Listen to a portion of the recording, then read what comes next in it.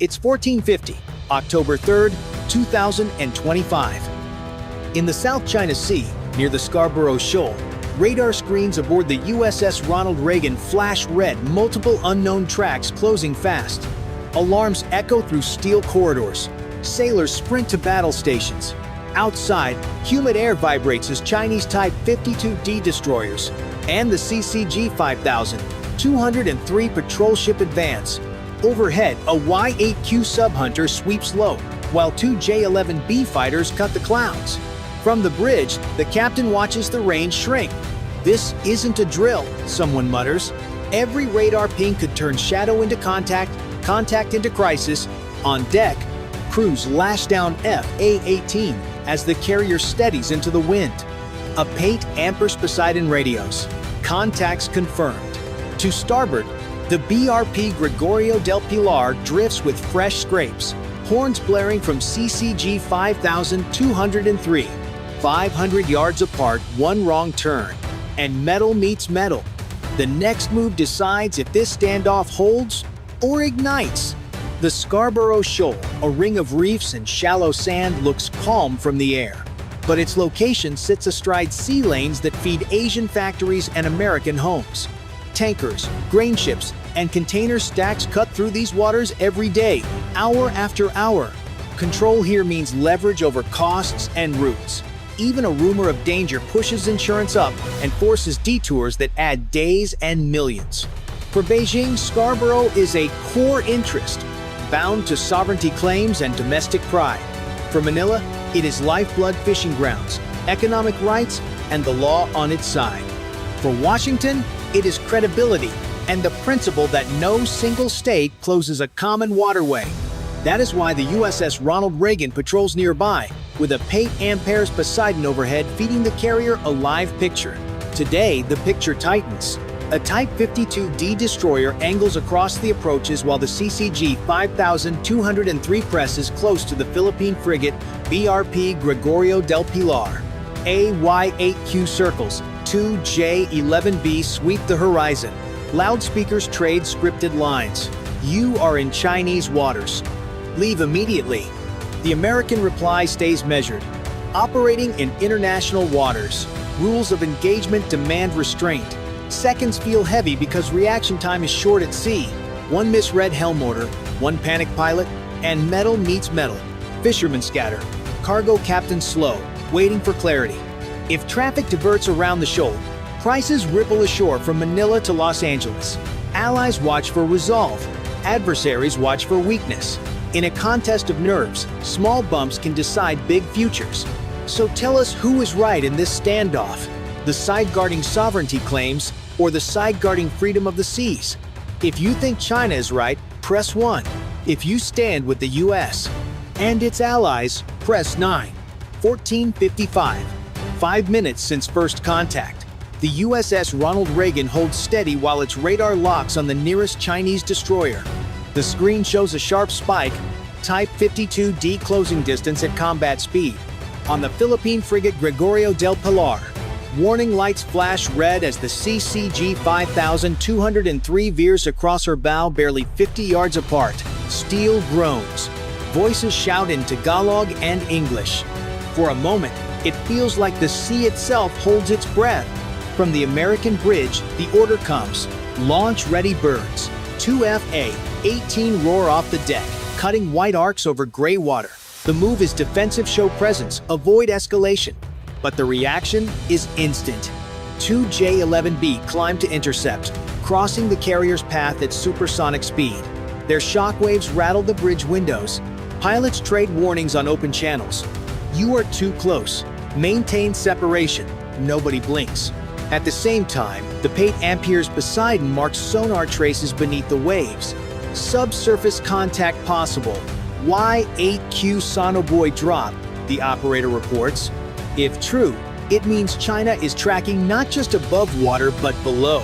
The carrier group tightens formation, destroyers sliding closer to guard its flanks. Anti-submarine helicopters spin up, rotors chopping the heavy air. Over the radio net, US and Philippine commands coordinate. Hold fire, record everything. A drone from the Reagan rises, transmitting live footage to Pacific Command in Washington. Half a world away, analysts lean in, watching the tension unfold in real time. Then it happens. The CCG 5000, 203 drifts too close, its hull scrapes the Gregorio del Pilar's port side. Sparks fly. The smaller ship lurches, her crew scrambling to control flooding in the forward compartment. Minor hull damage, the captain reports, voice steady but strained. The Chinese loudspeaker blares again. Leave now, or responsibility is yours. For a few seconds, everything freezes. Three nations staring down one decision. On the Reagan's deck, FA, 18 circle with fuel low, waiting for the word. The captain grips the console, eyes locked on the tactical screen. No shots, he says quietly. Not yet. The first collision has happened, but the real danger is what follows. The sea is silent, but every signal, every sonar ping could turn that silence into thunder. 15:10. The sea feels heavier now, darker under gathering clouds.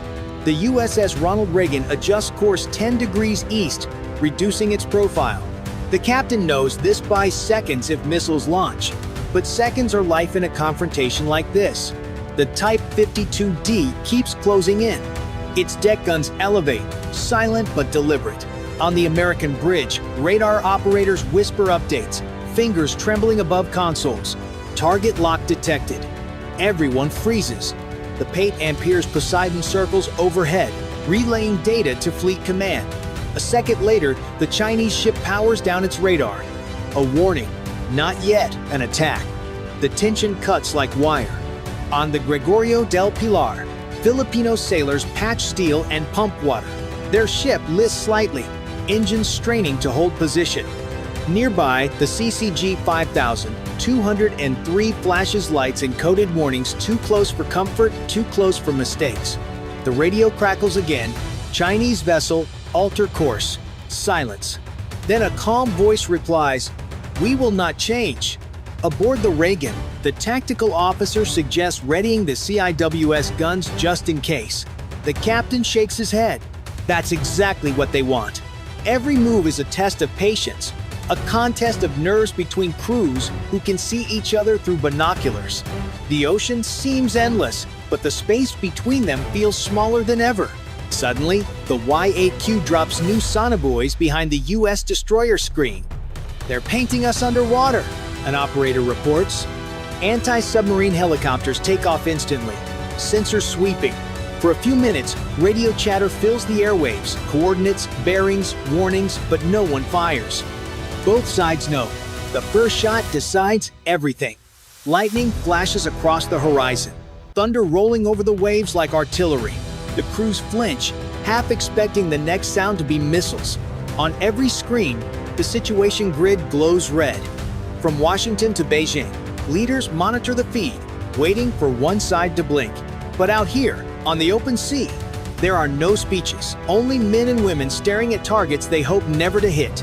Who breaks first? The one holding position, or the one pushing forward? If you think the US should stand firm, press 9. If you think China's patience will win, press 1. 15:35. The calm breaks not with gunfire, but confusion. Radar screens aboard the USS Ronald Reagan flicker, then fade to black. "Electronic interference! We're being jammed!" The communications officer shouts. For the first time, the crew realizes this isn't a standoff, it's the start of an invisible fight. New contacts appear on sensors, small objects racing low and fast. Surface drones, the analyst confirms. Metal, gray, fast, and erratic, too small for radar locks, too quick for guns to track. China hasn't fired a missile, but it's just changed the rules. The Type 52D destroyer cuts engines. The CCG 5203 slides aside, opening a gap toward the Gregorio del Pilar. Through it, 6 drones charge forward, wakes foaming behind them. The Philippine ship can't evade, steering still damaged from the scrape. "Request permission to engage," the Filipino captain radios. Reagan responds, "Granted, defensive fire only. Cannons thunder. 2 drones explode, but 4 keep coming, skipping through smoke and spray. From the carrier's deck, FA-18 scramble to intercept, their engines roaring across the clouds. One jet drops flares, blinding sensors for seconds. Explosions ripple across the shoal, water columns rising like geysers. Then the jamming spikes again, voices crackle, orders cut mid-sentence. "They're testing us," the captain mutters. "Not to kill, to see how we react." His eyes fix on the fading radar, ghost signals dancing and vanishing. The sea glows orange in twilight, smoke rolling low across the horizon. No missiles, no declaration, just drones and silence, proof that modern warfare now begins long before the first shot is fired. 1550. The storm breaks for real. The sea turns rough, winds whipping spray across decks. On the USS Ronald Reagan, alarms return sharp, insistent. Multiple drones inbound, bearing 090. The operator calls. This time, they're faster, mixed with electronic ghosts, half real, half decoy. The captain orders, "Deploy CIWS. All defensive systems active." Twin guns spin up, growling like turbines. Tracers streak across the horizon, cutting lines of fire into the storm. Two drones vanish in explosions of spray. Another slips through, closing the gap. On the Gregorio del Pilar, power flickers. Her crew reloads manually, shouting over the roar of engines. The CCG 5000, 203 swings dangerously close again, her hull gleaming through rain. Through binoculars, Filipino sailors see faces on the other deck. No one fires, but everyone's finger hovers near the trigger. Above, FA-18 dive from the clouds, targeting the last cluster of drones. Missiles flare, one striking true, the explosion lighting the shoal like daylight. A second jet banks hard to avoid debris. Seawater slams against its canopy. Every movement feels like the edge of chaos. Then, for a split second, the radar lights up. Type 52D has activated its targeting system. "They've locked on!" someone yells. Silence follows, a heartbeat too long. The Reagan shifts course, countermeasures armed, fingers poised on authorization keys. But no missiles come. The lock disengages, just a warning one that says, "We could if we wanted." Lightning flashes again, illuminating ships now drifting barely half a mile apart. The storm hides them from satellites, but not from each other. Commanders on both sides make the same call. Disengage before this breaks the world open. Engines roar, hulls turn, distance grows. On Gregorio del Pilar, pumps finally beat the leaks. Watertight doors hold. In the ether, the Pate Ampere's Poseidon reestablishes a clean link to the carrier, and the last ghost contact dissolves into rain and static. Crews breathe out, hands still shaking on cold steel. When calm finally returns, only foam and drifting smoke remain. No lives lost, no victory claimed. But in every control room, one thought repeats. Next time, someone will go too far. Who do you think should have fired first, the US defending its allies, or China standing its ground? If you side with the US, press 9. If you believe China showed restraint, press 1.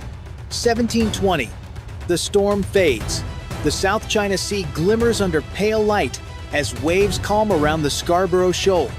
What remains are scars, dents on steel, fuel slicks on the water, and the silence after almost war.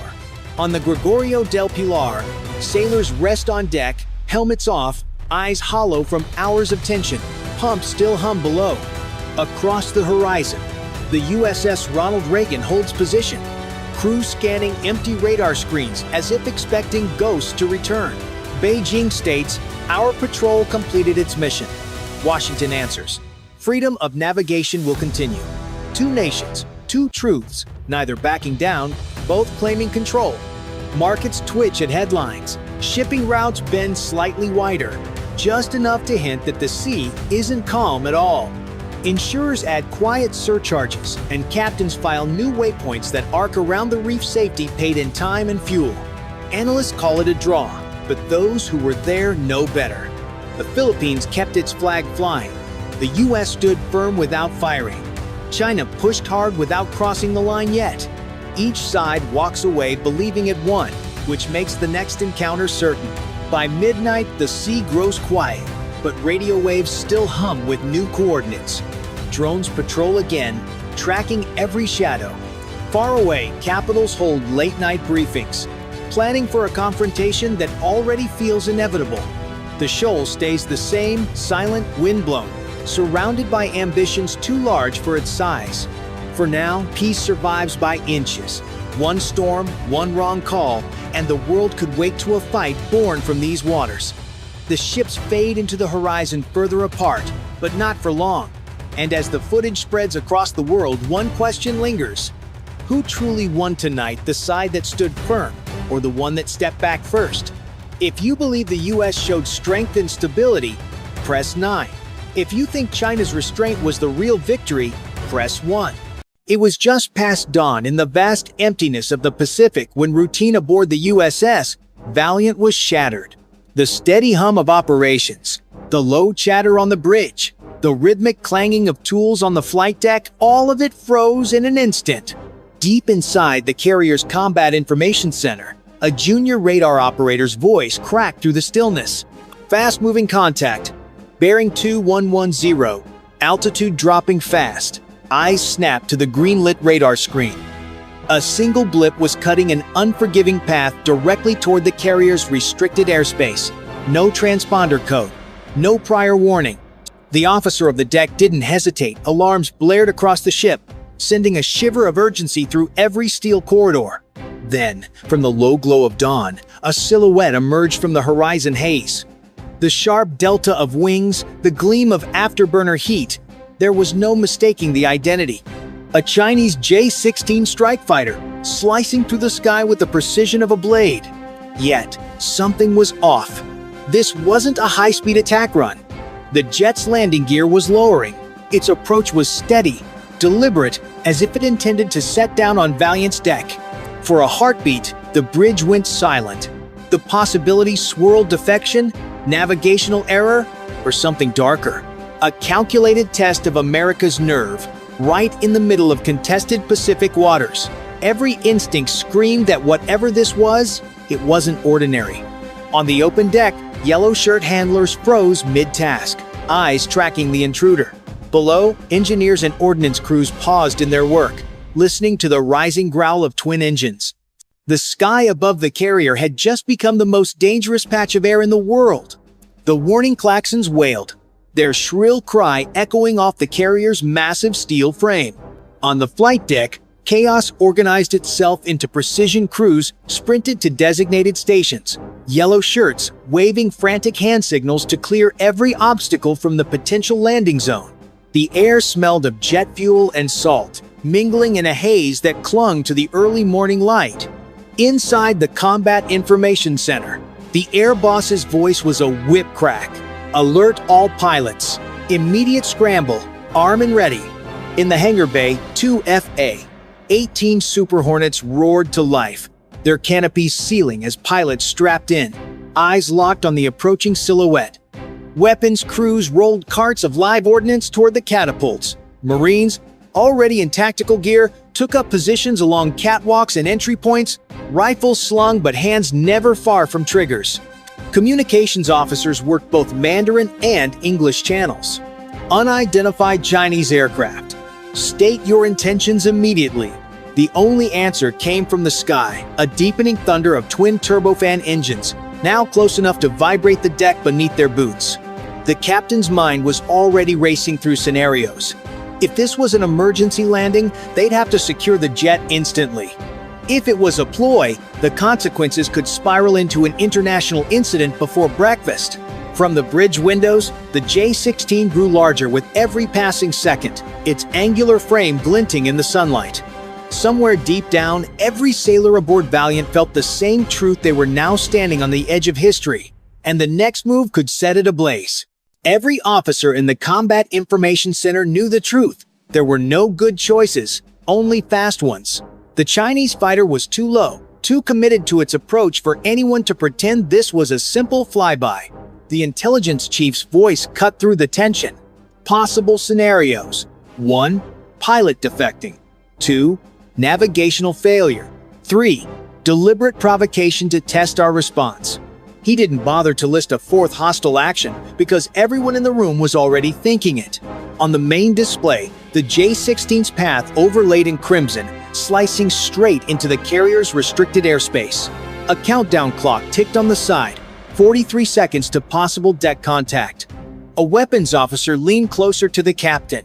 If it's carrying more than a pilot bioagents, surveillance gear, explosives, we can't risk letting it land. Another voice countered. Shooting it down could spark a firefight.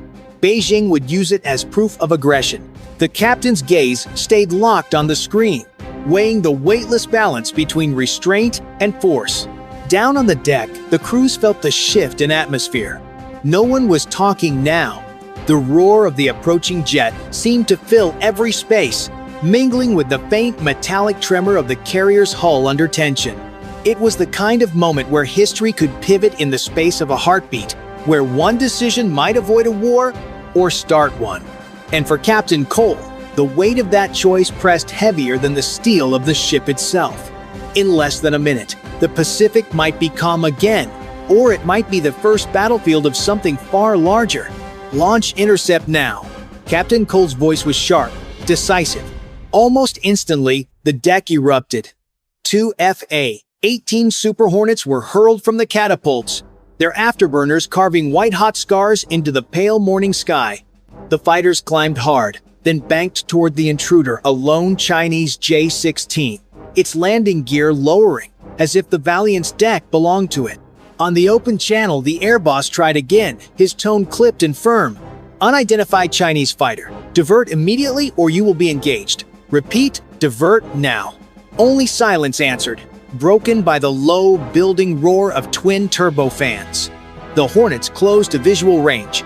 From his cockpit, Lieutenant Avery squeezed the trigger, releasing a single magnesium flare. The white blaze slashed across the J-16's nose, a bright warning in the soft dawn light. For an instant, the intruder dipped its wings as though weighing the command. Then, with deliberate calm, it leveled out and locked perfectly onto the carrier's glide path.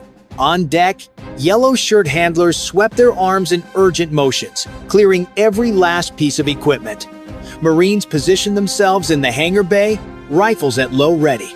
Below deck, damage control crews braced for impact, prepared for fire, fuel leak, or sudden attack. Inside the Combat Information Center, analysts updated the situation.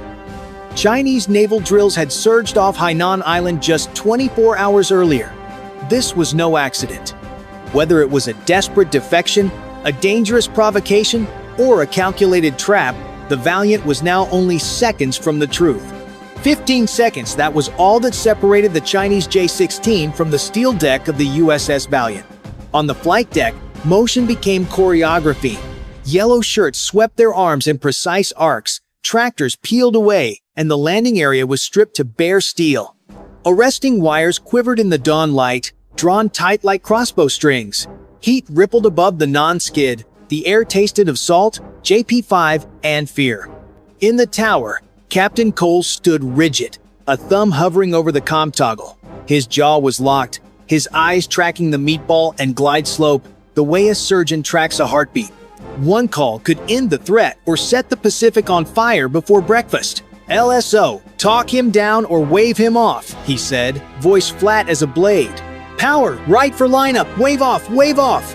The landing signal officer barked, flashing frantic cut signals. The J-16 ignored them. Its gear hung like hooked claws. The tail hook lowered, steady as a metronome. 10 seconds. The Hornet slashed along starboard, afterburners screaming a last warning pass. Radios crackled, still no reply from the intruder. 8. Row holds, the air boss reminded, a taut thread in his voice. Warning shots only, unless hostile intent is clear. 6.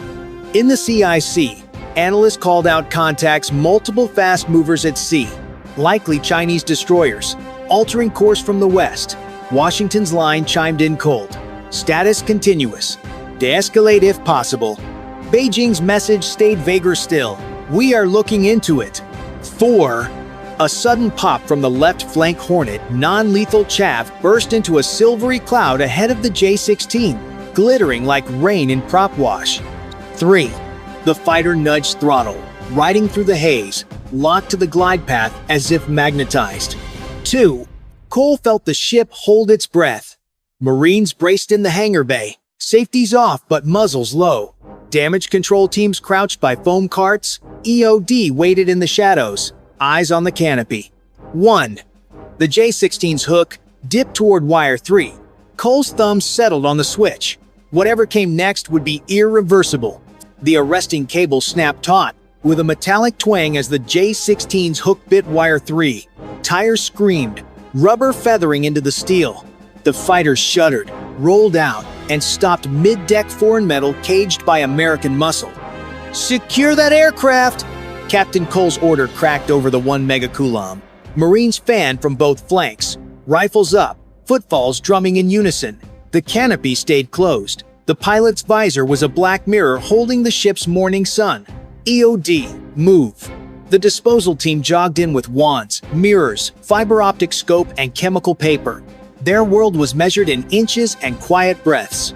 If the jet hit a shaped charge, a dispersal tank, or a booby-trap seat, they had seconds to catch it. On the hangar deck, sailors clustered around monitors, watching a jittery live feed. Above, the 2 Super Hornets carved tight circles, scanning the wide blue for company. CIC cut in. Multiple surface contacts, bearing 270, speed increasing probable destroyers. Screens painted wedges of radar light edging closer from the west. A hiss punctured the tension. The canopy locks disengaged. Marines stiffened, fingers riding the brake of their triggers. The pilot's right hand moved toward his chest rig. "Object in hand, stand by!" A squad leader snapped. It wasn't a pistol. It was a battered leather pouch, salt-stained, stitched, and sealed. An intel lieutenant slid forward, gloved, and took it like it might explode. Inside, under a wrap of oilskin, lay hard-copy maps, a folded memo stamped with unfamiliar unit chops, and a thumb drive marked with Chinese military insignia. The pilot finally spoke, English rough but clear. "I have proof. They are planning something big." Cole exhaled once. "Get him to medical, then debrief. Bird stays cold until EOD clears every panel." "Captain," CIC added, "Chinese ships have halted short of our screen. They're broadcasting for the return of pilot and property."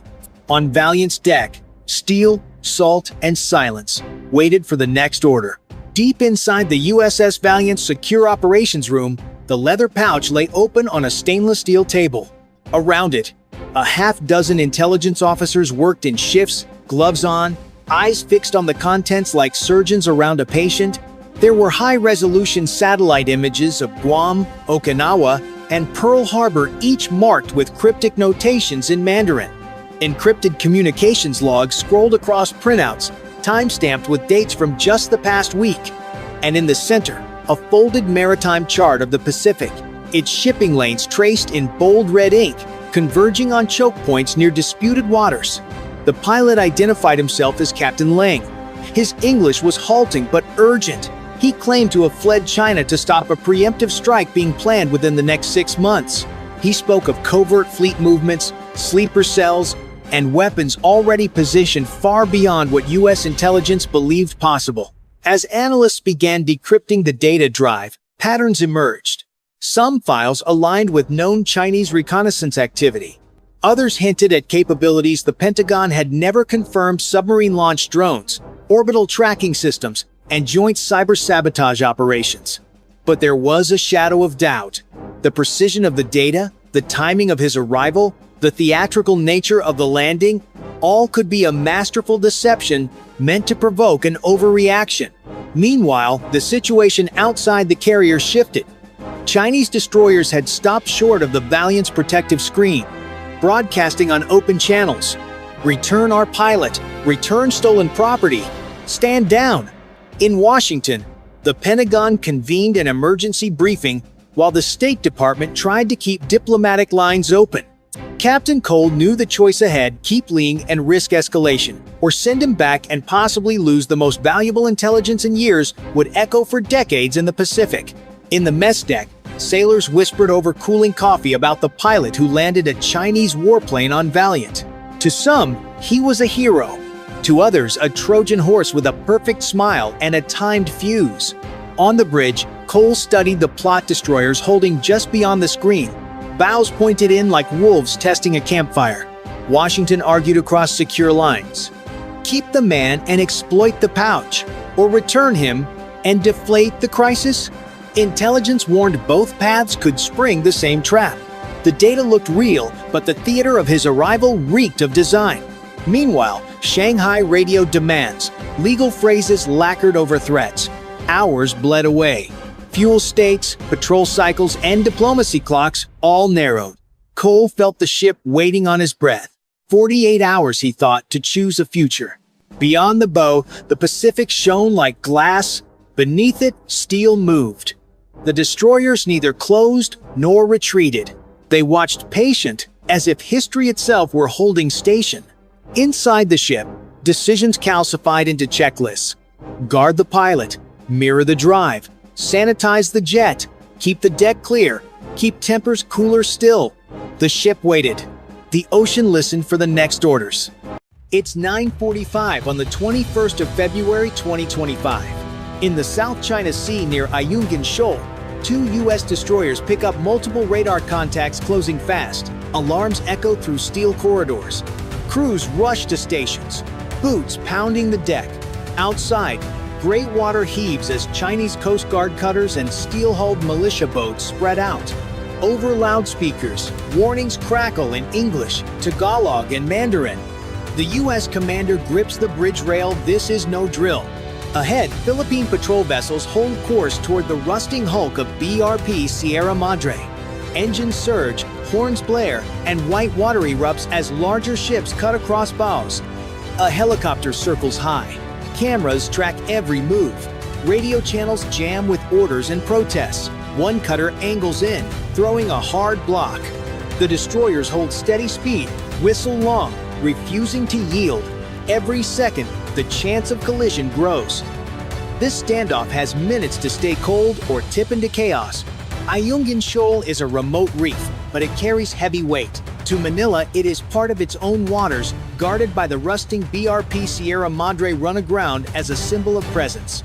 To Beijing, it is territory claimed under its 9-dash line. And to Washington, it is the front line of a promise defending an ally against coercion. Every supply run here is a struggle. Small Philippine patrols bring food, fuel, and soldiers across open water. Chinese Coast Guard cutters, backed by swarms of militia boats, try to block them with mass and intimidation. On this day, the clash scales higher. 2 U.S. destroyers sail alongside, signaling that America will not step back. This mix of forces ally, superpower, and rival turns a shallow reef into a flashpoint with global stakes. The reef itself offers nothing. No port, no city, no airstrip. But its position controls sea lanes that carry trillions in trade each year. If one side seizes dominance here, insurance spikes, cargo shifts, and trust in American security guarantees starts to unravel. For the Philippines, failure means hunger and isolation for troops on the Sierra Madre. For the U.S., failure means more than losing a shoal. It means allies doubt and adversaries push harder elsewhere. This is why both sides take risks, with steel hulls scraping meters apart. No shots fired yet, but each aggressive move raises the chance of a sudden miscalculation.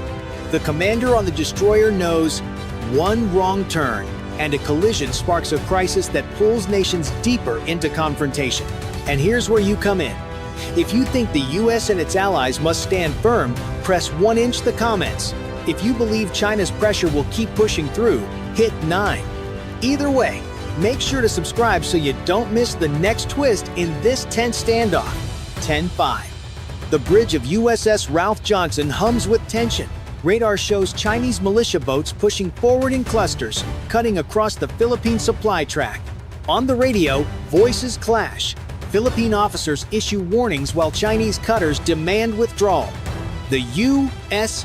commander replies firmly, "We are operating lawfully in Philippine waters." The contest of words shifts to a contest of moves. From starboard, BRP Malapascua angles in, escorting the supply ship toward the reef. A militia boat darts across her bow, steel hull scraping within meters. Malapascua blasts a horn and presses on. Behind her, BRP Bagakai runs parallel, forcing open a lane. The crew's no hesitation means failure. The Sierra Madre must be resupplied. Chinese cutters tighten their formation. CCG 5304, a massive Type 818, slides in front like a wall. Its deck crew film every move, propaganda cameras ready. The destroyer captain orders a steady 12 knots, closing the gap without aggression but refusing to yield. USS Dewey mirrors the maneuver on the opposite flank. Together, the warships form a corridor. At 10:20, tension spikes. A militia boat accelerates straight at the Philippine supply vessel, cutting across its bow in a spray of white water. Philippine sailors shout, clinging to rails. Over open channel, an American officer snaps. "Unsafe maneuver, you are endangering lives." The reply in Mandarin is cold. "Leave this area immediately." The destroyers answer with presence. A Seahawk lifts off from USS Dewey, circling overhead. Its camera locks onto Chinese cutters, recording harassment for global broadcast. Down below, sailors arm hoses and prepare fenders, bracing for impact if another ramming attempt comes. By 10:40, the convoy inches forward, every meter contested. Chinese ships' flashlights, blare horns, and cut tight circles around Philippine boats. Yet the American destroyers hold steady, shielding the convoy without firing a shot. Beijing must now choose, back off or escalate. Every sailor feels the weight. No missiles, no shells, but the danger is real. A collision here could ignite crisis in seconds. On the horizon, storm clouds build. The first engagement has begun, and nerves of steel are tested to the limit. 11. The convoy crawls forward, pressure mounting. Chinese cutters tighten their ring while militia boats dart in jagged arcs. Wakes cross at bad angles, throwing spray over rails. Philippine patrols fight to hold formation as gaps open, close, and open again. USS Dewey eases a few degrees to starboard, narrowing the corridor. Its radar paints the nearest cutter not to fire, but to show every move is tracked and recorded. USS Ralph Johnson mirrors the angle, covering the Philippine flank and keeping the supply ship tucked inside a steel hallway. At 11:15, a near miss jolts every watchstander. CCG 21514 sides across BRP Bagakay's bow, forcing a hard engine idle. Metal shrieks, spray hammers the deck, and for 3 seconds sailors brace for impact. Bagakay blasts its horn in raw defiance. The destroyers hold course and speed, tension tight as wire. Above the Seahawk circles, streaming video to Manila and Washington. In command centers, officers watch hulls pass within meters, every shove and block captured. Beijing's bet, intimidation without war. Washington's bet, deterrence without shots. The reef is a stage, and the audience is the world. Radio traffic stacks like waves, warnings, accusations, clipped replies. Through it all, the Philippine supply vessel inches forward, refusing to yield. Each cable length gained feels like a small victory. Each pass grows sharper, riskier. Deck crews rotate, medics wait with stretchers and blankets. By 11:30, the pattern shifts. Several militia boats split from the ring and sprint at the supply ship. The destroyer captain reacts. Helm, 2 degrees tighten defense. Mounts track, hoses run, fenders hang ready. The crew knows. If this line breaks, the enemy strikes home. No one assumes the next pass will be clean. Dewey slides between a militia pack and the Philippine boat. Whitewater boils along the hull. On loudspeakers, a calm voice. Unsafe maneuver. Alter course. Silence. Then another surge. Johnson comes abeam, shrinking the gap to a narrow lane. Now it's your turn. If you think the US line can hold, drop a 1-inch the comments. If you believe China's pressure will break through, press 9. And don't forget to subscribe so you're here for the next move in this tense showdown. 11:45. Just as the convoy seems ready to grind through, the pattern shifts. From the north edge of the shoal, a cluster of Chinese militia boats appears smaller, faster, stripped for speed. They skim the chop with brutal turns. These aren't cutters that block with mass. They jab, confuse, and try to force collisions. The Philippine supply ship, heavy and slow, is the prize. Bagakai and Malapascua pivot to screen, but the swarm moves like bees. One boat slices so close its wake, slams the bow. Cameras whirl. Radios flare with warnings in 3 languages. The U.S. destroyers read the change instantly. Deploy small craft now. From Ralph Johnson's stern, rigid hull boats drop and roar ahead. Crews in helmets and vests. They spread like outriders, forming a mobile wall that meets speed with agility. For the first time, U.S. forces shift from static presence to active maneuver. Overhead, the Seahawk banks low, rotor wash kicking spray. Sensors track the swarm boat by boat. A near miss flashes across the feed too close for comfort, and the crew calls it in. The escalation is by risk, not firepower, but the danger feels the same. The convoy inches towards Sierra Madre. With each cable length, the swarm grows bolder, closer passes, sharper cuts. Philippine sailors shoulder rifles as a warning, muzzles down. The destroyers add speed, white trails unfurling, making it harder for the militia to pin the supply ship. This is the turn no one wanted. Small, fast, knife-edge tactics where one mistake could send men into the sea. On the bridge, the U.S. commander's voice stays even. Hold formation, deny them the spark. The fight has shifted from heavy walls to reflex and nerve, and the next seconds will decide if nerve holds. 12:10. The clash peaks. The Philippine supply ship is within sight of Sierra Madre, but the swarm throws everything into the final block. Dozens of militia boats surge from both flanks, engines howling, wakes colliding in chaotic spray. Larger Chinese cutters close from behind, trying to trap the convoy in a tightening vise. USS Ralph Johnson and USS Dewey surge forward, steel walls pressing into the chaos. Their hulls throw massive wakes that buffet the smaller boats, forcing sudden turns. On the bridge, every order is sharp, clipped, no wasted breath. Gunners stand ready, hoses charged, cameras rolling. At 12:15, the closest pass yet. A militia boat darts straight for Bagakai. The Philippine crew brace, shouting warnings, but Johnson cuts across, forcing the smaller vessel to sheer off at the last instant. White spray explodes over both decks. Cheers erupt below, but the tension only grows. One slip could still be deadly. Above, the Seahawk dives lower, engines hammering the air. Its cameras catch every second of the dangerous dance, broadcasting proof of reckless maneuvers. Command centers in Manila and Washington watch live. Breaths held. Beijing's cutters push closer, horns blasting, as if daring the U.S. to strike first. 12:20. The final push. Philippine crews hold steady, steering the supply ship toward the reef. Malapascua and Bagakai weave to guard its flanks. The swarm closes again, bows flashing in the sunlight. U.S. destroyers blast long horns, echoing like thunder across the shoal. The convoy is within minutes of safety or disaster. For the sailors, adrenaline wipes out fatigue. Hands grip rails, eyes lock on threats, and every move is muscle memory drilled in countless drills. This is the knife's edge. Will sheer determination break through, or will massed pressure force retreat? Now it's your call. If you think the convoy makes it through under U.S. protection, drop a 1-inch the comments. If you believe China's swarm will finally crack the line, press 9. And subscribe so you don't miss the outcome of this showdown. 12:25. The horizon shakes with horns, engines, and spray. The Sierra Madre looms larger with every passing second, and the climax hangs on a single question: who yields first? 12:40. The convoy finally reaches the rusting hulk of BRP Sierra Madre. Philippine sailors cheer, relief cutting through hours of tension. Supplies are offloaded under the shadow of Chinese ships that still circle. Horns blaring, cameras rolling. No shots fired, but the sea feels like it's one breath away from war. For Manila, the mission is a success.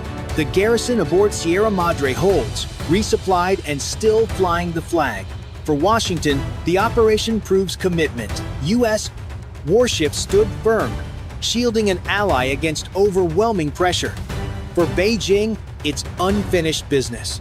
The cutters retreat only far enough to mark presence. reminding everyone the contest is not over. The cost, though not in blood, is real. Crews are drained, nerves raw. Each risky maneuver showed how close a spark could ignite. A cheap militia boat nearly forced a collision with a billion-dollar destroyer.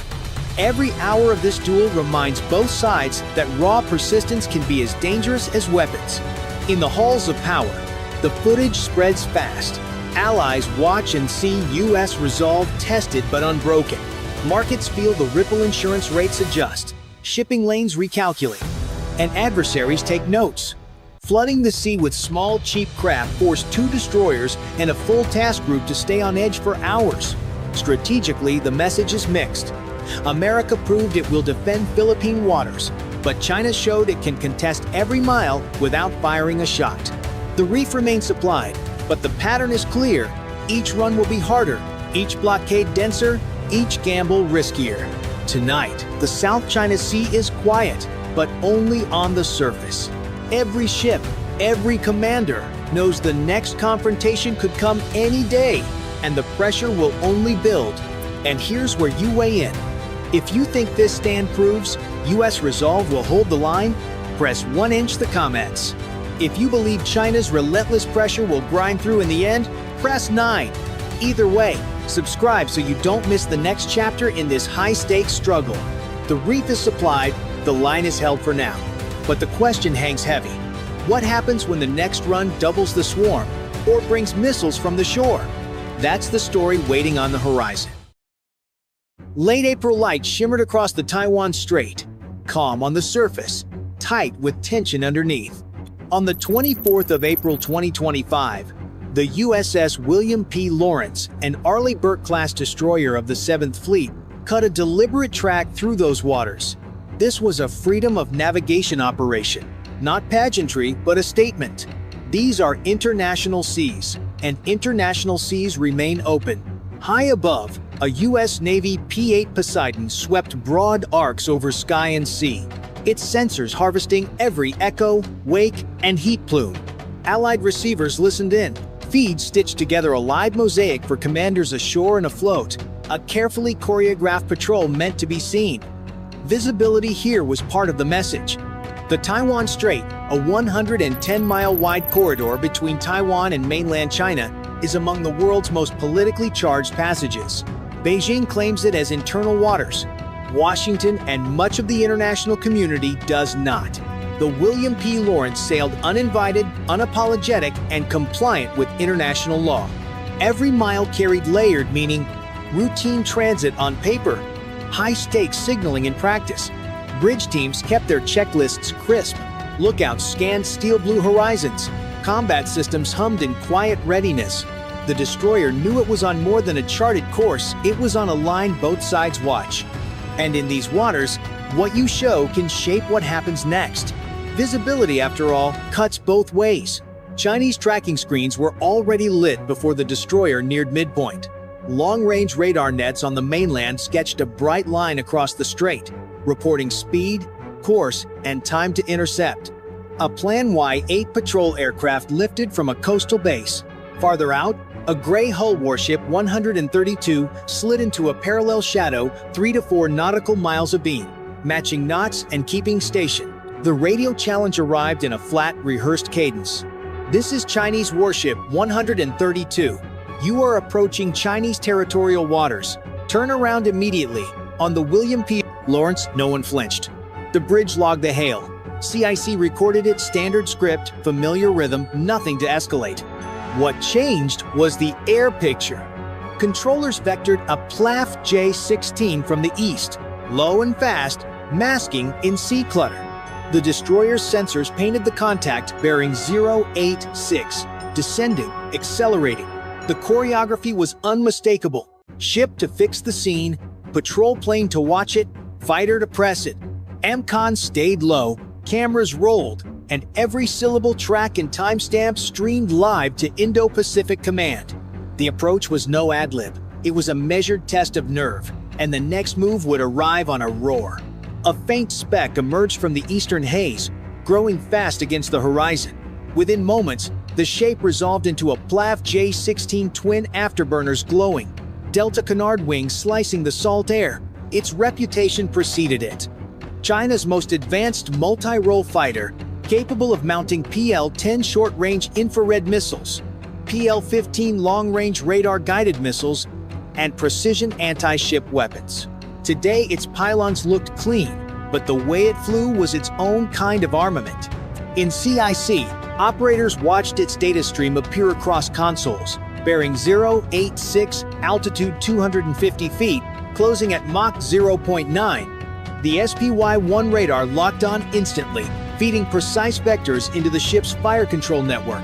Though it could track hundreds of contacts, all eyes fixed on this one. On deck, sailors leaned forward against the rush of wind. The fighter skimmed so low the sea spray bloomed behind its fuselage, glinting in the sunlight. Then, without warning, it dropped even lower and tore past the destroyer's bow within an estimated 150 feet.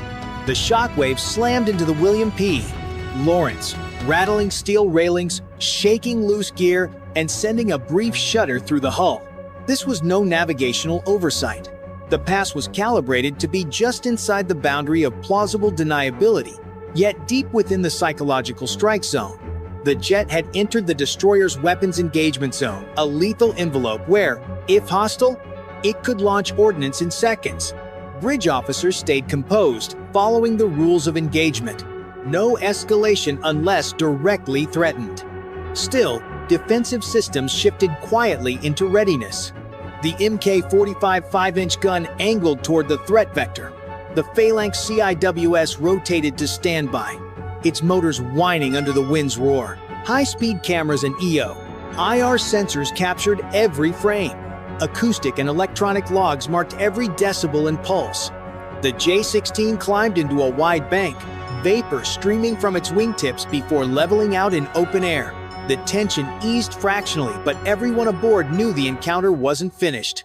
Inside CIC, the first pass was dissected frame by frame. Trajectory, closure rate, and altitude all met Indo-Pacific Command's unsafe criteria. More troubling, the fighter had entered the destroyer's weapons engagement zone without hesitation, demonstrating how rapidly a launch could occur if intent flipped from theater to kill. The lesson was blunt. Reaction time would be measured in heartbeats, not minutes. Fire control held a clean lock while sensors fused radar, EO, IR, and ESM tracks into a single picture. The bridge kept ROE steady, no illumination, no chaff, no flares, while watch officers weighed possibilities. Hotshot pilot freelancing or a scripted probe designed to map the ship's thresholds. Either way, readiness stayed high. Teams cycled quickly, checklists ran tight, and cameras never stopped. Minutes later, the air picture sharpened. The J-16 rolled out of its arc and dropped again, lower than before, masking in sea clutter until the last moment. Sailors on deck could see the pilot's helmet gleam, and the canopy flash as the nose pointed almost directly at the bow. The jet thundered in, passed just over the forecastle so close, the mast seemed to scrape its shadow and clawed skyward in a hard-climbing left bank. Heat shimmered across the superstructure, a violent echo of exhaust and pressure. Such proximity was not theater without risk. A slip in altitude or angle could have clipped antennas or rigging, forcing an immediate defensive response and cascading the encounter into headlines. Then crisis talks. In waters this politicized, physics and politics are separated by inches. Defenses remain poised, yet deliberately restrained. The Mk-45 stayed trained to sector. Phalanx remained on the edge of spin-up. Decoys were checked but cold. Logs noted each second.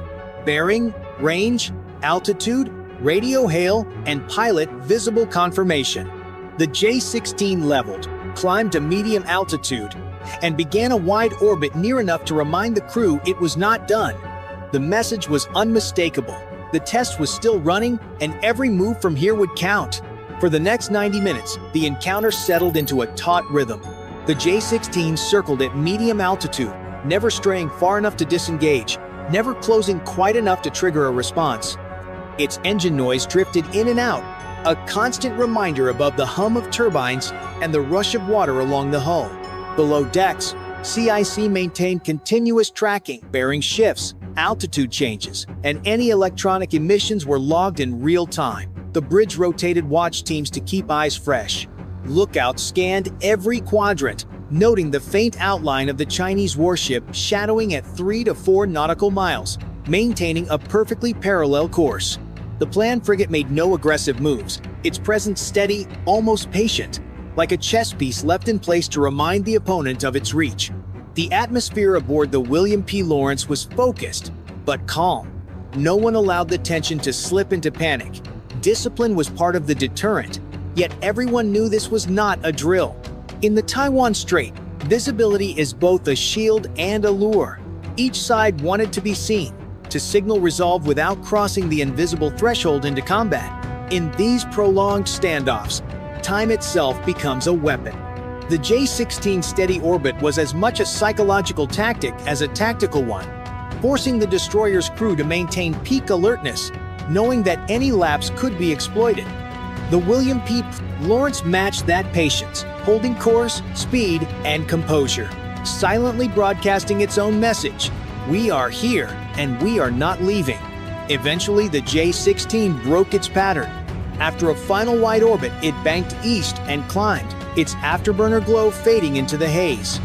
The Chinese warship maintained its shadow for several more miles before easing south, matching the destroyer's gradual separation. With the air threat gone, the William P.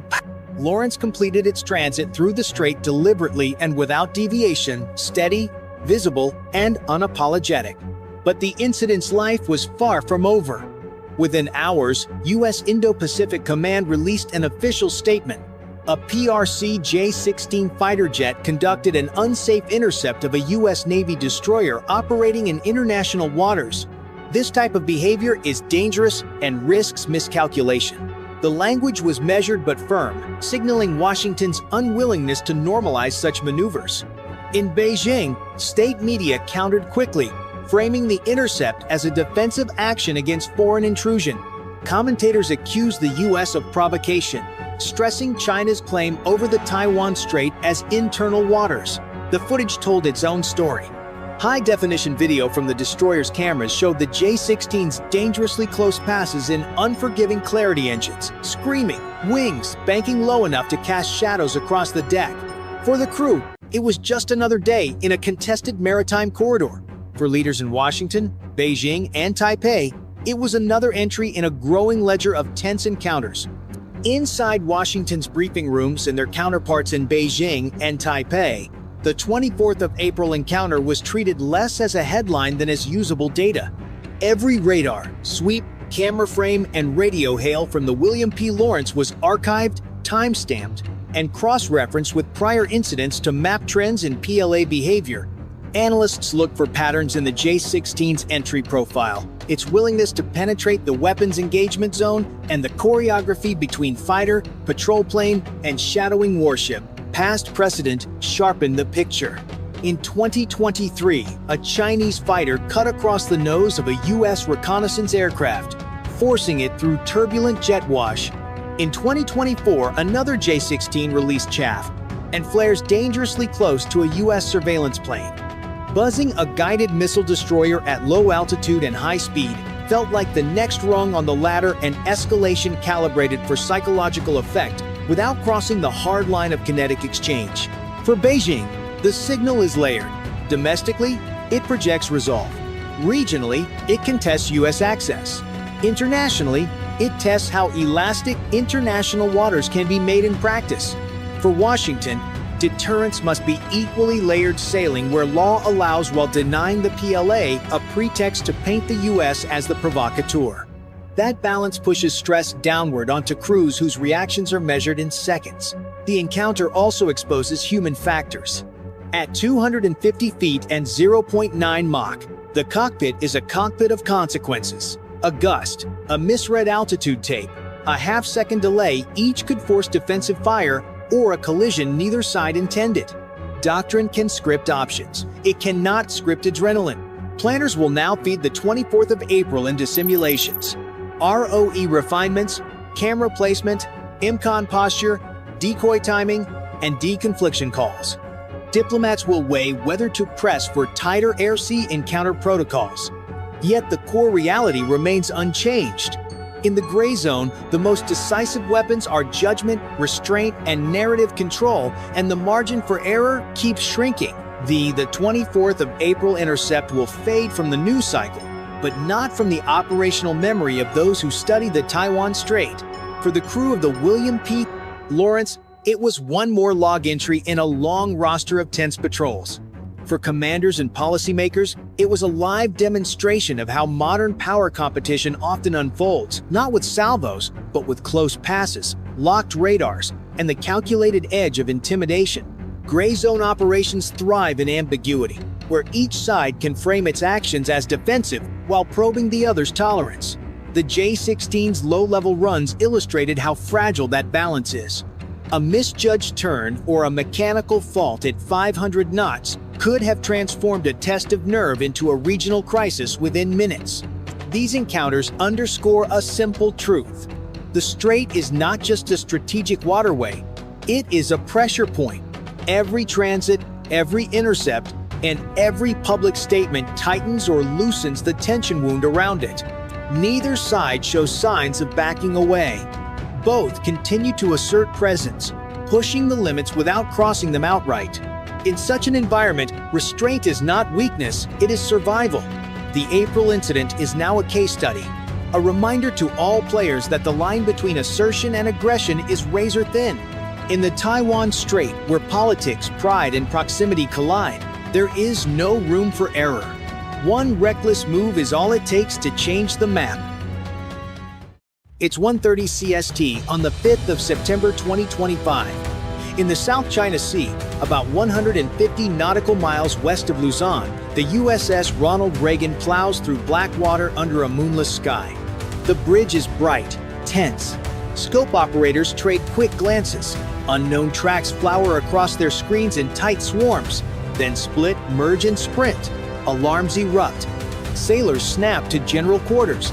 Hatches slam. Boots hammer steel decks. On the flight deck, yellow shirts wave, engines whine, and the first Super Hornets claw into the night. Outside the carrier's skin, flashes glint low on the horizon. Something is inbound and closing fast. A data window spasms, then freezes, then returns with new contacts that don't quite make sense. The Aegis watch calls out bearings. Numbers disagree. A petty officer swears the sea is empty, yet the radar insists it is crowded. For a long half-minute, nobody can tell which blips are real and which are ghosts, and the decision that follows might decide whether this ship survives or sinks. The South China Sea isn't empty blue on a map, it's a working highway. Tankers move oil and gas.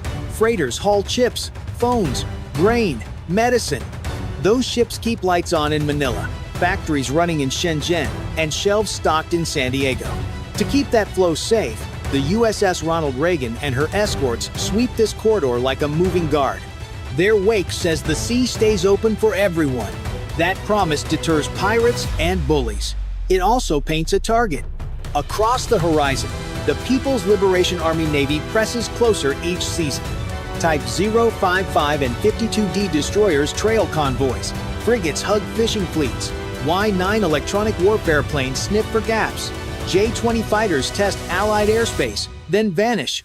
The method is steady pressure until U.S. presence feels costly and uncertain. Tonight, that pressure adds a sharper edge. A cyber team reaches inside Allied networks to blind sensors and twist data. If they can make a carrier group doubt its own picture, they don't need to fire first. Doubt does the job. For the crew, the stakes are human before strategic. If defense fails, sailors die. If the Reagan is damaged or forced back, allies wonder who rules these waters. Insurance jumps. Shippers reroute. Assembly lines pause for parts that never arrive. Stores notice, then families do. For Washington, the question is credibility. Can America still keep lanes open under stress? The objective is simple. Survive, hold the corridor, and prove the picture can be cleaned faster than the enemy can corrupt it. That means finding real tracks, deleting ghosts, and restoring trust while jets stay airborne and escorts lock shields. If you think the US must hold this line tonight, press 1" the comments. If you believe China is seizing the initiative, press 9. 1:45 CST. The Reagan's Combat Information Center is a hive of motion. On the radar wall, 10 fresh tracks light up, closing fast. Operators call bearings, but the picture flickers with ghosts. The commander makes the call anyway. Weapons free. Seconds matter. The first line of defense comes from the escorts. USS Chung Hoon, an Arleigh Burke-class destroyer, spits a salvo of standard missiles into the sky. Tubes cough, hatches slam, and contrails carve white scars over black water. Those interceptors buy second space for the carrier to launch more jets. Back on the Reagan, the flight deck is chaos, but trained chaos. Steam catapults fling FA-18EF Super Hornets into the dark, burners roaring. Pilots snap into formation, climbing toward the unknown. Each Hornet carries air-to-air missiles, ready to thin the wave. In jamming suites, EA-18G Growlers light up pods, pushing back against enemy radar with electronic noise. But the threats keep multiplying. Some tracks break high, others skim sea level.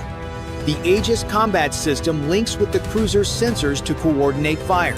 It's like juggling knives in a storm. Each decision risks a gap.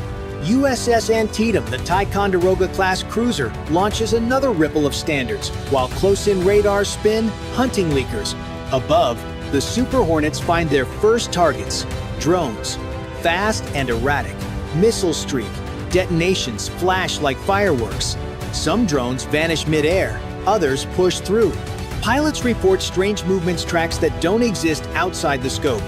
Cyber trickery mixes with steel, and every false contact risks wasting a missile.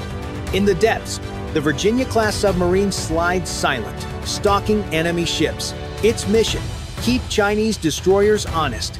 If the surface fight goes bad, torpedoes are the ace in reserve. By 2, the horizon is alive with fire. Standards arc. Hornets dive and climb. Radar screens blink and lie. High above, an E-2D Hawkeye circles, fighting to stitch a clean picture. A Pate Ampere's Poseidon seeds sonobuoys off the beam, listening for a torpedo shot. In CIC, a data purge blanks the screens, then rebuilds the plot from trusted sensors. Every intercept feels like a guess between phantom and real, and still, the wave comes on. 2:20 CST. The first intercepts thin the sky, but the fight is far from over. Several hostile drones slip past the missile shield, smaller and harder to hit. USS Chung Hoon guns thunder, knocking down 2, but others break through. Sparks spray as fragments fall into the sea. The Reagan shifts a few degrees, angling its hull to narrow the target profile. Every move is calculated. Survival is geometry. Close-in defenses activate. Phalanx CIWS turrets whir, barrels spinning, spewing streams of tracer rounds. Bright red arcs stitch across the night, cutting down more drones. Still, 2 slip dangerously close. The crew braces. One detonates prematurely, shredded by fire. The other streaks toward the carrier before a last burst knocks it into the water. Cheers rise, but nobody relaxes. Overhead, Growlers pump out more jamming, trying to peel back the electronic fog. Yet confusion lingers. Screens still show ghosts that don't exist. Sailors double-check bearings by voice, shouting across the combat deck. Old-school methods in a digital fight. It buys clarity, but costs speed. Seconds are everything when missiles may follow drones. The pressure builds further. From the east, new signatures appear. Fast movers, maybe fighters, maybe decoys. From the west, surface contacts shift. Type 52D destroyers maneuvering into positions that look like a trap. The Reagan sits in the middle of an invisible vice, forced to fight blind while the enemy dictates tempo. Every officer knows. One mistake, one missed track, and a billion-dollar carrier could take a hit that changes the balance of the whole region. Down below, engineers purge systems again, scrubbing malware one circuit at a time. Sweat drips as they reset networks under battle conditions, racing to give the ship a clean picture. Above them, pilots fly by instinct, trusting wingmen more than radar. This is no longer just a skirmish, it's a contest of nerve. If defenses crack, the enemy wins more than a kill. They win the message that US shields can be pierced. And here's a challenge for you. If you think the US will hold the line under this pressure, hit 1 inch the comments. If you believe China's tactics are breaking through, press 9. And don't forget to subscribe so you don't miss the next battle update. 2:45 CST. Just as the crew begins to steady, the fight shifts again. Screens clear for a moment, then flood with new signatures smaller, faster, hugging the sea. These aren't the lumbering drones from earlier. They skim waves at near supersonic speed, nearly invisible against surface clutter. The first YJ-18 anti-ship cruise missiles are inbound. The twist is brutal. The cyber attack wasn't only to blind sensors, it opened the door for these missiles, slipping through confusion. By the time tracks are confirmed, the weapons are already inside the danger zone. Close-in weapons engage. The order snaps across decks. Reagan heels to port, crew bracing. Escorts pivot to shield her, firing interceptors in rapid sequence. Standard missiles rise, but every shot is a race against time. On deck, Super Hornets dive lower, desperate to thin the wave before it reaches the ships. Growlers jam guidance signals. Every second shaved could mean survival. Below, damage control teams ready hoses and seal bulkheads, braced for impact they hope never comes. The crew knows, if even one missile slips through, it can tear open the carrier, cripple flight ops, and kill hundreds. The horizon flares as intercepts score hits, but gaps remain. More missiles hug the sea, darting like predators too fast to swat. For the commander, the choice is stark. Commit the last layers of defense now, or hold them for what may come next. CIWS guns spin, Tomahawks sit unused, submarines wait silently. Decisions made here cannot be undone. The Reagan's future hangs on seconds. Every eye in CIC fixed on twisting lines of radar, balancing fear with resolve. 3-5 CST. Knife range. The last YJ-18 punched through the outer net, skimming low. Alarms hammer. Sailors locked to stations. No time for long-range shots, only the final layer. SIS, engage! Phalanx turrets ignite, barrels whirring. Tracer streams rake the night. One missile bursts, then another. A third keeps coming, threading through arcs of fire. Reagan heals, spray sheets across the deck. Damage control crews kneel in passageways, ready. On the flight deck, controllers wave off low Hornets. No landing, only fight. Pilots call bearings, voices tight.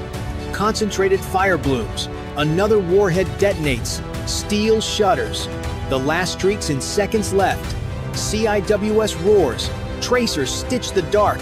The missile shudders and breaks apart. Debris slams the sea. The ship shakes. A breath of silence follows. Above, Super Hornets bank hard, swatting the final drones. Growlers jam until pods run hot. The E-2D tightens its orbit, stitching a cleaner plot. Below, sailors exhale. They are still here. 312. Bridge orders a hard reset. Purge, rekey, fall back to voice. Talkers on sound-powered phones relay bearings, steady and clear. On the cruiser, teams hold tracks manually, trusting only clean returns. It isn't pretty, but it works. Farther west, the Virginia-class sub reports turbine noise and a single hull-ping enemy escorts shifting. The ambush isn't over. Flight leads push the cap outward, ready for late leakers. On deck, crews reload drums and swap barrels. The air tastes of cordite and salt. On the starboard catwalk, shrapnel scars show under harsh lights, pocked paint, a bent rail, a radar shroud with holes. Medics tape a sprained wrist, hand out water, and move again. The ship lives, but the margin is thin, and everyone knows it.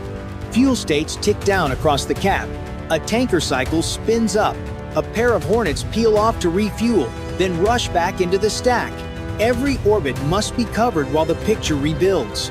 In machinery spaces, turbines strain at combat power. Electricians ride the load, praying the next spike won't trip a breaker. Now it's your call. If you believe the US truly held the line here, press 1 inch the comments. If you think China came closer than ever to breaking through, press 9 and subscribe so you're here for the final reckoning. 3:40 CST. The sea falls quiet. Smoke drifts over the Reagan, its deck scarred but still intact. Crews sweep wreckage into the dark water, boots crunching on shrapnel. For the moment, the carrier lives. Yet the cost is more than steel. Hours of exhaustion hang heavy on every face. Each sailor knows how close they came. Word spreads fast. Satellite links buzz, reporting the encounter to Washington, Tokyo, and Manila. For U.S. leaders, the headline is survival. America's shield held. But the subtext is harder. China pushed through layers of defense, combined cyber warfare with salvos, and nearly cracked a nuclear carrier. Allies cheer the defense, yet whisper about the strain. Enemies note where the armor bent. For the PLA Navy, the lesson is clear. They forced the Reagan into chaos and made her fire expensive interceptors at cheap drones and decoys. Even without a kill, the message lands. They can reach close, they can impose costs, and next time they may press further. Strategically, the night proves both sides are locked in a spiral. Each adapts, each probes for the weakness of the other. For the US, the victory is real but fragile, winning on the scoreboard, bleeding in the margins. For China, the loss is temporary. The test was valuable. By dawn, the Reagan resumes flight ops. Hornets launch again, wings glinting in morning light, a signal that the carrier is unbroken. But in CIC, officers mark every glitch, every second of confusion. The fight exposed gaps that cannot be ignored. The message to the world is mixed. The sea lanes remain open, US resolve intact. Yet the balance is shifting, defense is costly, offense is getting cheaper. Allies watch closely, wondering how many nights like this America can endure. Rivals plan their next strike. So now we turn it to you. If you believe tonight's survival proves America still holds the line, press 1 inch the comments. If you think China's attack revealed cracks that could change the future, press 9 and subscribe, because the next battle will decide even more. The South China Sea, the 19th of July, 2025. The ocean looked calm, almost serene, as if time itself had frozen. But on board the USS Argonne, a Ticonderoga-class cruiser, the illusion shattered in an instant. Radar operators, eyes locked on their glowing screens, picked up a sudden, violent shift. A Chinese Type 052D destroyer, hull number 174, surged from 18 knots to 30-inch under 90 seconds. That wasn't routine. That was aggression.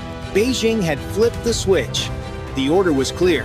Intercept the Americans, force a reaction, and broadcast the confrontation for the world to see. But there was one problem. The Americans weren't trespassing.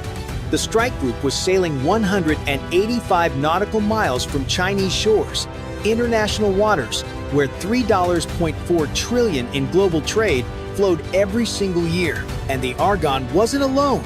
She was part of the USS Ronald Reagan Strike Group, a shield built to protect the world's sea lanes.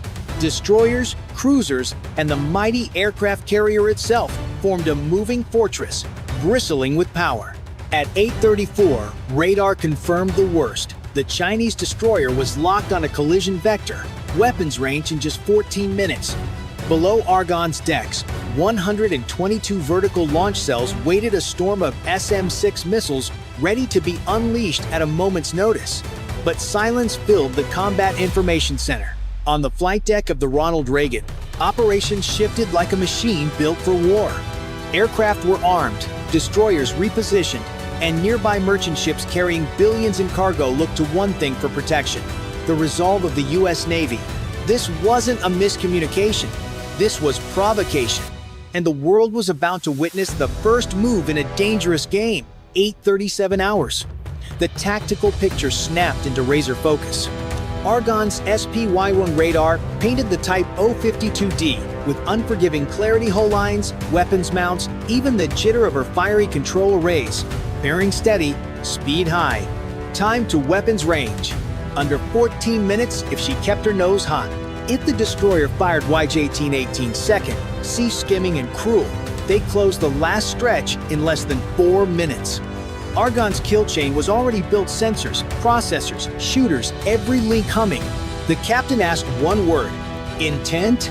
The tactical action officer didn't blink. Aggressive vector. Recommend general quarters. The captain's reply was colder than steel. Hold. Measure their nerve. Around the flagship, the strike group shifted like gears engaging. On Ronald Reagan's deck, yellow shirts choreographed aircraft with fingertip precision. Screws and McFall slid outward, forming a hard, overlapping shield. Overhead, an E-2D Hawkeye traced lazy circles at 25,000 feet, its radar combing the sky and sea into a single living map. New contacts bloomed. Multiple fast movers pushing south off the Chinese carrier Shandong. JGO-15 second heavy, hungry, and climbing too slow. Ski jump launches meant trade-offs. Less fuel, fewer weapons, shorter legs. Still, they came, the first move in a Matador confrontation. Below the waves, something worse. Argonne's sonar team rode the acoustic layer and caught a smear of noise. A diesel-L electric boat, likely a Type 039, moving too fast, too loud. At 80 nautical miles, she was already bleeding stealth, her signature smearing across the waterfall display like a confession. 41 merchant ships threaded the sea lanes nearby, hulls stacked with billions in cargo. The Americans adjusted their screen to keep commerce inside the umbrella. Steel guardians shepherding steel fortresses. Inside CIC, voices stayed level. Sectors assigned. Tracks correlated. Link 16 stitched every cockpit and bridge into one shared brain. No bravado, no wasted words. Just a calm that felt like a drawn bow. Across the line, the Chinese formation huddled tight line of sight calls, legacy radars, a fractured picture, predictable arcs, predictable mistakes. The clock kept eating distance. 13 minutes, 12, 11. The air boss cleared early launches. Cat crews snapped into rhythm, engines spooled. The storm was building quiet, disciplined, inevitable. 8:49 hours. The sky over the South China Sea hardened into a layered chessboard. AE-18E Super Hornets surged in. AESA cones sweeping arcs of air and sea. Link 16 fused cockpits and bridges into one mind. What one jet saw, all saw. Latency shaved to the bone. Then the quiet killers arrived. EAE-18 Graham Growlers slid on cold air. Alabama Q-99 pods whispering electricity. Chinese scopes flooded with ghosts. 4 contacts became 12, then 20, then none. Range 8 gate tricks and sidelobe spoofs multiplied targets, and JCHAS 15 pilots chased phantoms through static. Their locks slipped, their comms stuttered. The Americans spoke less and knew more. Altitude stacked like armor. High cover at 35,000 feet, hunters at 25,000. Night fighters stalking at 15,000. Overlapping arcs erased blind spots and boxed the battle space. Across the line, the Chinese formation bunched tight, bound to line of sight calls and aging glass. Predictable vectors in a digital war invite a single end. Below, the ocean yielded a louder truth. A Type 039 crept too fast, too shallow. At 8:51, she raised her snorkel to breathe, and the sea answered with a shout. On Argonne's waterfall display, the acoustic fingerprint bloomed range 15,000 yards. Course imperfect, fate precarious. If the balloon went up, an ASROC would be on her in seconds. Warhead and water hammer ending the guesswork. Merchant traffic threaded the lanes. 41 ships, billions in cargo, drawn safer under the American umbrella as the screen flexed and tightened. Controllers aboard Reagan parceled intercepts, fuel states, and time gone station with metronomic cadence. The battle now spanned air, surface, undersea, and the invisible spectrum. On each axis, initiative sat squarely with the strike group. The Chinese had sailed out to stage a spectacle. Instead, they found a storm already shaped around them, a fight defined by bandwidth, patience, and posture, rather than noise. The cameras would capture jets and wakes. The truth was numbers, timing, and trust. If disciplined networks dominate, press 1. If raw aggression can still break through, press 9. Comment your number and subscribe to stay on station. 8:56 hours. Inside Argonne CIC, the calm thinned to a blade. Console glow washed across focused faces as the plot tightened. The Chinese destroyer had shifted from broad search to fire control track. It wasn't subtle. It was the digital equivalent of pressing a loaded pistol to the carrier's chest. beams pinned Ronald Reagan in a cold, invisible grip. Firing solutions rolled and refreshed. SM-2 and SM-6 assignments populated in crisp columns. Operators called bearings and ranges in clipped voices, while recorders captured every microsecond of hostile lock. Frequency, pulse width, dwell time, doctrine held. Hold fire, measure intent. Build the case. Do not give the first shot away. On deck, the carrier's rhythm never faltered. Ordnance crews moved with quiet economy. Yellow shirts carved pathways through jet exhaust and heat haze. Out on the ring, McFarland screws tightened the wall, their Aegis umbrellas overlapping until the sea itself felt roofed in steel. Then the snap. A J-15 broke formation, rolled and dove across a hornet's nose in a thumping pass meant to rattle nerves and cameras. The American pilot didn't flinch. He inverted, slid behind the intruder, and let the tone sing in his headset 3 clean seconds of lethal certainty. One squeeze and the sky would write a different story. He didn't pull. Restraint isn't the absence of power, it's mastery of it. The J-15 yanked away, gamble spent. In CIC, heartbeats slowed by will alone. The logbook gained another page of proof. Aggression documented, escalation contained. For sailors watching from catwalks and hatches, the lesson was tactile. Strength was the held shot, the recorded lock, the formation that never blinked. The ocean waited, vast and indifferent, as men and machines threaded a line thinner than a wake. Controllers updated fuel states, lanes for recovery, and traps for contingencies. The group breathed as one organism, sensors and steel, doctrine and discipline holding a door open for peace without stepping back from it. In that moment, who truly won? If you believe discipline under fire is real victory, press 1. If you think bold provocation should rule, press 9. Comment your choice and subscribe to follow the next move.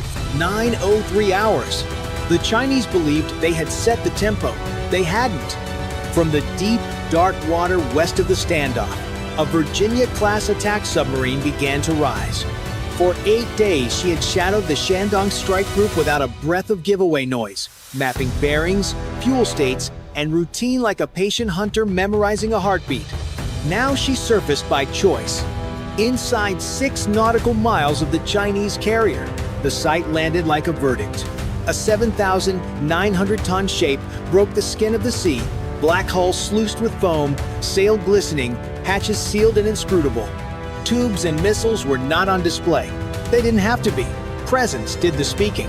For less than 2 minutes, she stayed there long enough for bridge wings to raise binoculars, long enough for phones to capture frames that would never make official news, long enough to make every officer understand the past week in a single breath. No radio call, no signal lamp. The message was the quiet itself. We were always here. If this were war, you'd be gone already. On Shandong's flag bridge, the calculus shifted. Their destroyer had painted an American carrier with fire-controlled energy and found only documentation in return. Their JO-15 second had rushed south with cameras watching, burning fuel to climb, and losing options with every minute. Their diesel-electric boat had snorkeled under a watchful ear and been held at arm's length by people who never needed to announce it. And now this proof of proximity, proof of patience, proof of overmatch expressed without a trigger pull. Above, the JO-15 second circled on fumes. Skyjump launches had bought takeoff and sold endurance, and the bill had come due. They turned away one by one, defensive now, falling back toward the carrier's orbit. Across the box, Super Hornets held altitude blocks and tidy geometry, weapons safed, tone discipline unbroken. Merchant traffic threaded the lanes as the American screen flexed to keep commerce beneath its canopy. The carrier's cycle ticked on recovery's plan. Fuel ladders briefed, traps scheduled, while the submarine eased her ballast and slid back under the glare. Absence became louder than any broadside. By 9:23, Shandong herself began to withdraw. The official line would read, "Exercise complete." The unwritten truth traveled farther. In a contest measured by nerve, timing, and information, the quiet move had ended the argument. 9:30 hours. The sea lane stretched wide again, but no one aboard mistook it for peace. Calm after tension is never the same as calm before it. The Shandong Strike Group turned north, throttles eased, official channels declaring their exercise concluded. Yet for every sailor who had seen the spectacle unfold, the truth needed no communique. They had been watched, outflown, outmaneuvered, and outweighted. No missile had left its cell. No trigger had been pulled. Yet the ledger was heavy with evidence. Screens full of fire control locks, sonar tracks of a diesel boat gasping for air, radar plots of jets clawing sky with empty tanks, and above all, the memory of a submarine rising from nowhere only to vanish again. All recorded, all undeniable. The Americans had not simply shown weapons. They had shown discipline, the calm to absorb provocation, the patience to let the world see, the restraint to demonstrate strength without fire. This was not weakness. It was overmatched, disguised as stillness, dominance written in withheld shots, confidence spoken in silence. For the 41 merchant ships that crossed that corridor, carrying billions in trade, the difference was felt in cargo delivered, crews unshaken, schedules unbroken. For the region, the message was sharper. Stability does not come from bluster, but from the quiet edge of readiness. By day's end, the waters looked empty. But emptiness deceives. Somewhere under that expanse, attack boats moved unheard.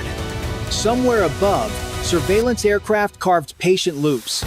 Somewhere across the fleet, operators logged each second into archives that would later brief policymakers and allies alike. The record mattered. The restraint mattered more. Superpower is not measured by volume. It is measured by how quietly you can win without firing a shot. The United States Navy had preserved peace, not by stepping back, but by standing steady, holding open the door without letting it swing. And in that silence lies the lesson. True strength is not in the noise of weapons, but in the discipline to control them. It's 1942 on August 18th. East of Taiwan, the USS Ronald Reagan Carrier Strike Group suddenly picks up multiple high-arc tracks lifting from the mainland. Klaxons surge. Sailors slam watertight doors, snap on float vests, and race to the launchers. On the hazy horizon, orange spears climb, then tip over DF-21D anti-ship ballistic missiles already inbound. The operations officer calls it ballistic threat. Engage. CIC floods with voices and bearing calls. On deck, crews lash down aircraft and clear the bow. The destroyers bend, fold, and bury swing out to shield the carrier. Radar screens spit warning tones. Time to impact is counted in heartbeats. One wrong move, and $1 billion ship disappears under fire. No speeches now. Only switch flips, coded reports, and a single choice. Shoot now, or watch the ocean swallow 30 years of deterrence. Below decks, the reactor hum deepens. Above, the carrier turns into wind. 60 seconds from now, the Pacific could look different forever. The Taiwan Strait has turned into the most dangerous shipping lane on Earth. On August 14th, Chinese patrols boarded and seized local fishing boats, declaring the waters closed. Within days, Beijing's forces pushed further blockade ships, fighters in the sky, and now ballistic missiles aimed at a U.S. carrier group. For Washington, the mission is not symbolic. These waters connect energy flows, tech exports, and daily goods that stock American shelves. If the sea lane locks down, fuel prices spike, factories stall, and allies from Tokyo to Manila start doubting U.S. resolve. Tankers reroute south and insurers raise premiums. The ripple hits pumps, factory shifts, and grocery aisles back home. The USS Ronald Reagan and her escorts were sent here to keep that from happening. Every radar sweep is a gamble. Protect trade and allies, or watch credibility sink with the carrier's hull. Taiwan's F-16 Volts fly close cover, but their presence only sharpens the stakes. The world watches. Can America shield its partners? Or will China prove it can reach out and strike at will? For the sailors inside Reagan's steel hull, the fight isn't about grand strategy. It's about survival. Each alarm means another decision in seconds. Fire interceptors and risk running out, or hold them back and risk a hit. Magazines are deep but not bottomless. Shooting now could leave gaps when the next wave arrives. Every choice weighs lives against consequences thousands of miles away. This is no rehearsal. Every splash in the sea, every flash overhead, shifts the balance between two nuclear powers. And right now, both sides are testing how far they can push before the line breaks. If you were in command, press 1 to fire or 9 to hold. Comment your pick and subscribe for the next move. 1945.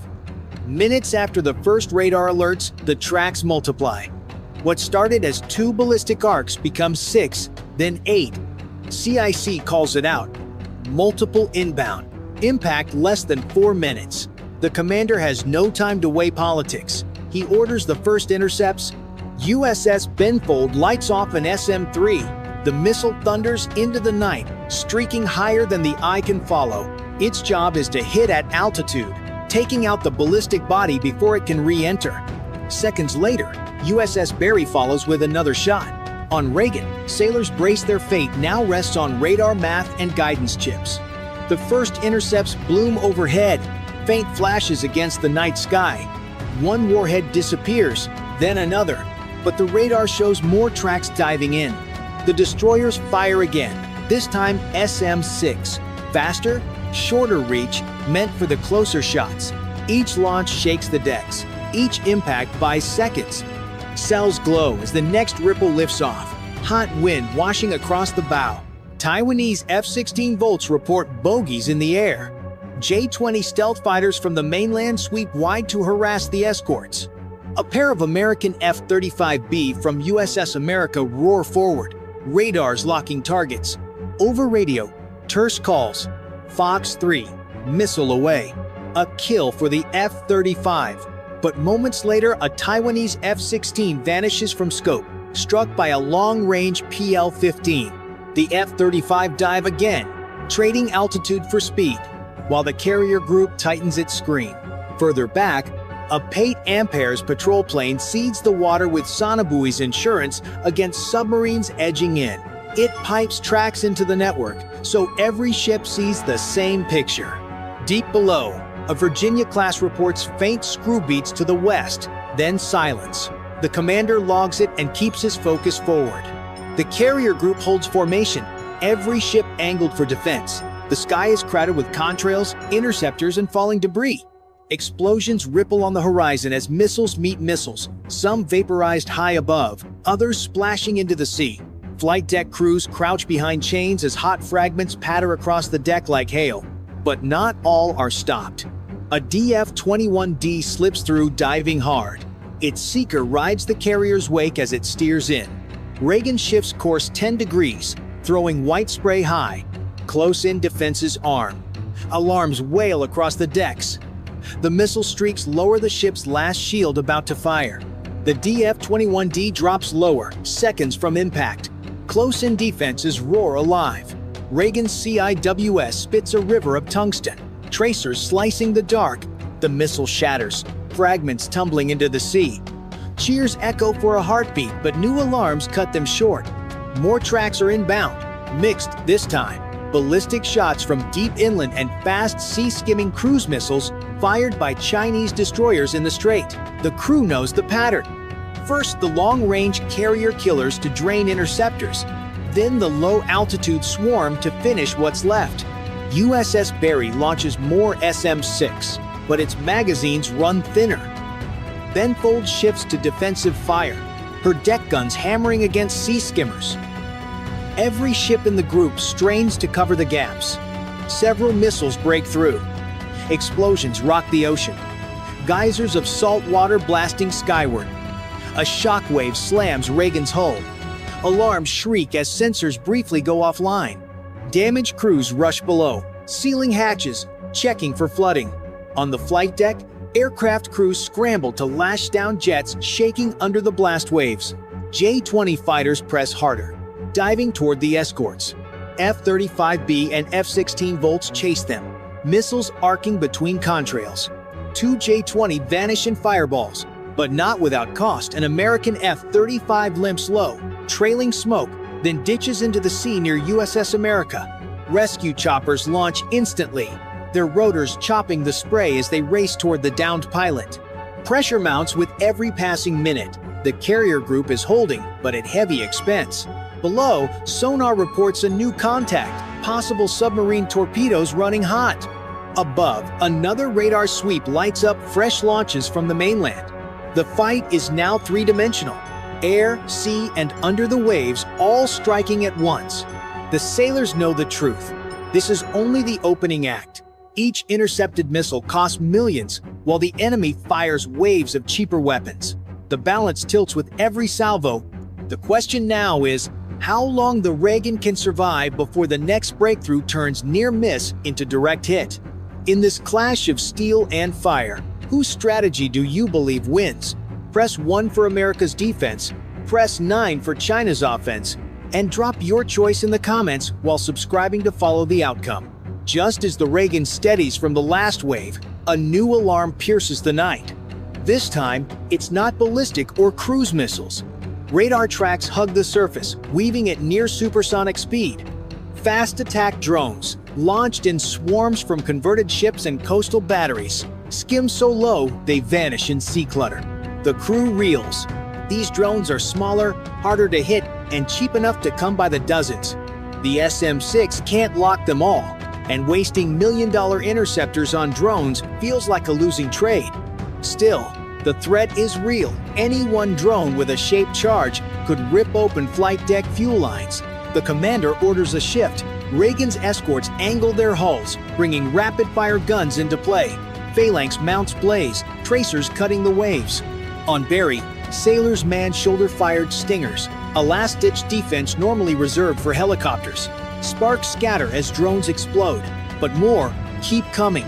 Above F-35B, swoop low, cannons shredding clusters before they reach missile range. The ocean turns into a shooting gallery, fireballs flashing, then vanishing into spray. Yet gaps remain. Every drone destroyed means another slipping closer. Damaged crews brace for impact. The sailors feel the difference. Ballistic missiles were terrifying but trackable. These drones are erratic, darting and skipping over waves, daring the defenses to miss.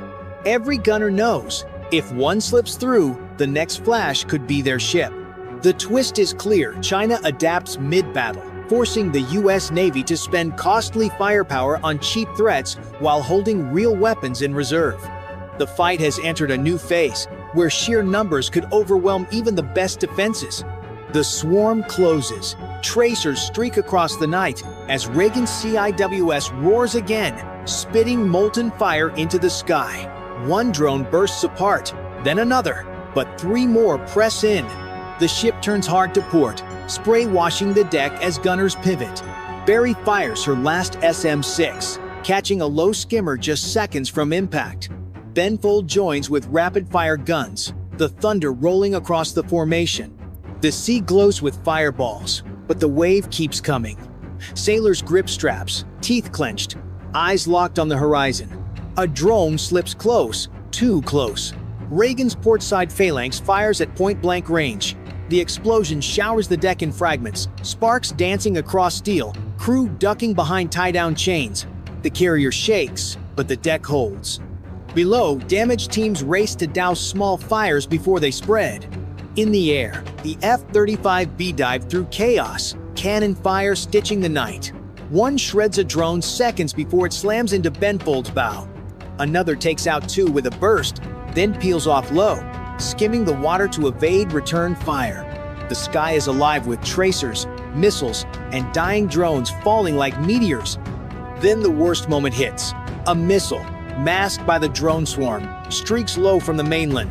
CIC screams, DF-26 inbound. It's faster, heavier, and meant to punch through. The Reagan banks again as SM-3 interceptors streak upward, a desperate last defense. One misses. The next connects in a sunbright flash, the shockwave rattling every bulkhead. The warhead never reaches the ship, but the message is clear. The horizon finally clears. The ocean smolders with debris. Survivors breathe out, ears ringing, hands trembling. The Reagan still floats, but the crew knows this was too close. Every defense was tested, every gun run dry, and the enemy is far from finished. For now, the carrier lives.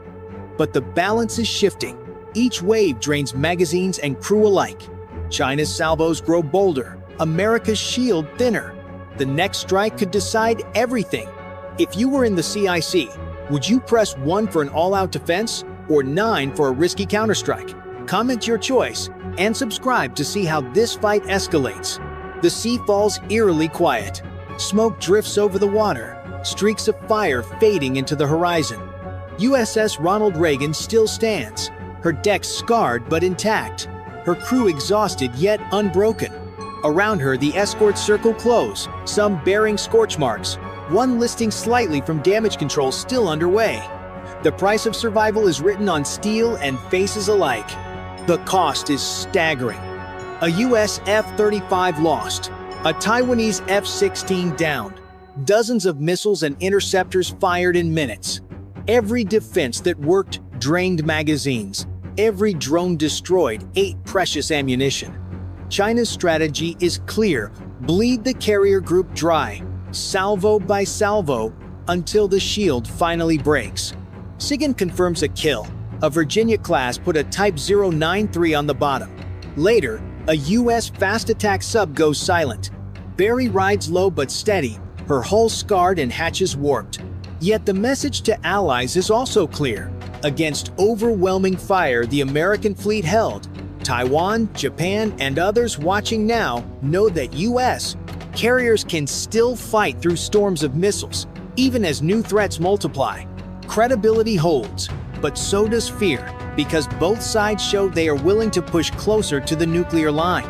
In Washington and Beijing, leaders read the same lesson differently.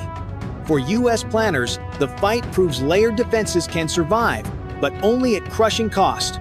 For China, the test shows cheap salvos can threaten billion-dollar ships, and pressure can escalate without firing a single nuclear round. Each conclusion pulls the world closer to a dangerous tipping point. Below decks, sailors mop fuel spills and check bulkheads. On deck, crews reload what little they can. Everyone knows more waves are coming. The Reagan may have survived tonight, but tomorrow's strike could be bigger, faster, deadlier. Quiet orders ripple to Yokosuka and Guam. Disperse, rearm, brace for another launch window before dawn. This battle is only one chapter of a widening conflict. For this standoff, press 1 if America's shield holds, or 9 if China's offense breaks through. Comment your pick and subscribe to follow the next strike. The 4th of August, 2025. The skies east of Taiwan, normally filled with commercial jets and patrol flights, suddenly became the stage for a moment that could have changed history. A U.S. Navy F/A-18 Super Hornet was patrolling the skies, its pilot focused on routine surveillance, but in an instant, alarms inside the cockpit began to scream. "Radar lock! Radar lock!" The pilot's heartbeat spiked. A Chinese J-16 fighter jet had just locked its radar onto it. For a few seconds that felt like an eternity, every crew member aboard the USS Ronald Reagan, the massive American aircraft carrier nearby, held their breath. One missile launch, one flash of fire, and the world could have been dragged into a real war. Imagine being that pilot, staring at your radar warning system, knowing that an enemy jet just aimed a weapon at you. A single push of a button from the J-16 could unleash a PL-15 missile, capable of traveling 200 kilometers in less than half a minute, more than enough to shred the Super Hornet before reinforcements could arrive. But the American pilot did not panic. Years of grueling training kicked in. His hands moved with mechanical precision, deploying bright decoy flares that lit up the sky, designed to trick heat-seeking missiles into chasing false targets. At the same time, he activated electronic jamming systems, flooding the airwaves with interference, blinding the J-16's radar as if sand had been thrown into its eyes. Inside the Ronald Reagan's command center, officers watched every movement on massive radar screens. The tension was so thick, it felt like a knife could cut through it. Should they authorize a defensive strike? Should they hold? One wrong move could ignite a war no one truly wanted. Then, just as the Chinese J-16 pressed its psychological advantage, a second F/A-18 thundered into the skies from the carrier deck. It slid silently behind the Chinese jet, locking on without firing. Its very presence was a clear and unmistakable message. If you shoot, We shoot back. The J-16 hesitated. Seconds passed. Then, like a hunter backing away from prey that proved too dangerous, the Chinese pilot disengaged and turned back toward the mainland. Crisis averted, at least for that day. This encounter was more than a clash of machines. It was a demonstration of America's doctrine of cold deterrence, strong enough to signal resolve, but careful enough not to fire the first shot. For the American pilot, those 20 seconds of hearing radar lock echoed like a death knell. For the world, it was a chilling reminder of how close peace and war stand in the modern era. Why would China take such a dangerous risk, locking onto a US fighter so close to Taiwan? To understand that, we need to step back and look at the bigger picture. The South China Sea is not just another body of water. It is the economic lifeline of the modern world. Every single day, more than 100,000 merchant vessels pass through its sea lanes, carrying over $3.4 trillion in trade each year. From the smartphones in your pocket, to the clothes on your back, to the oil that fuels entire nations, much of it travels through this stretch of ocean. That is why the United States deploys aircraft carriers, patrol planes, and destroyers to this region. The mission is simple but vital. Keep the sea lanes open, ensure freedom of navigation, and protect allies such as Japan, the Philippines, and Taiwan. For Washington, this is not optional. It is the foundation of global commerce and stability. But Beijing sees it differently. To Chinese leaders, these patrols are not acts of protection. They are provocations, armed intrusions into what China calls its indisputable territory. The Chinese Communist Party claims nearly the entire South China Sea, drawing what is known as the 9-dash line across international waters. International law, however, says otherwise. The United Nations Convention on the Law of the Sea, UNCLOS, rejects China's sweeping claims. But China refuses to recognize those rulings, instead pointing to historic rights as justification for expanding its control. This standoff has produced dangerous flashpoints before. Back in 2018, the USS Decatur nearly collided with a Chinese warship in these very waters, missing by just a few meters. It was described as a hair's breadth from disaster. Now, in 2025, the stakes are even higher. The J-16 that locked onto the Super Hornet was not just flying with empty wings.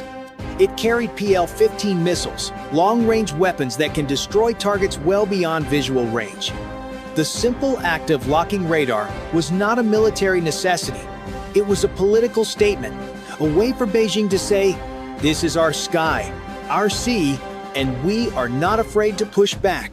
But the question remains, was this a one-time warning? Or was it a test of America's resolve in a region where even the smallest spark could ignite a global firestorm? The near clash between the FA-18 and the J-16 was not just about who had the faster trigger finger. It was also about who holds the edge in technology, training, and information warfare. On one side, the United States Navy operates the FA-18 Super Hornet, a fighter renowned for its high-speed maneuverability, dramatic evasive roles, and combat-tested reliability. Pilots spend hundreds of hours in simulators, drilling every possible scenario, from dodging supersonic missiles to launching lightning-fast counterstrikes. Backed by the might of an aircraft carrier like the USS Ronald Reagan, the FA-18 is rarely alone. Beneath the waves lurk nuclear submarines. Overhead, surveillance aircraft track every move. America's message is clear. If you fire, we will respond. On the other side, the Chinese J-16 is no paper tiger. Armed with advanced radars that can pierce the night like eyes of a hawk, the J-16 guides its deadly PL-15 missiles with pinpoint accuracy. With a range of over 200 kilometers, those weapons are designed to kill before the enemy even sees them. And unlike the US, which relies on open alliances, China supplements its military might with something harder to detect: state-controlled media.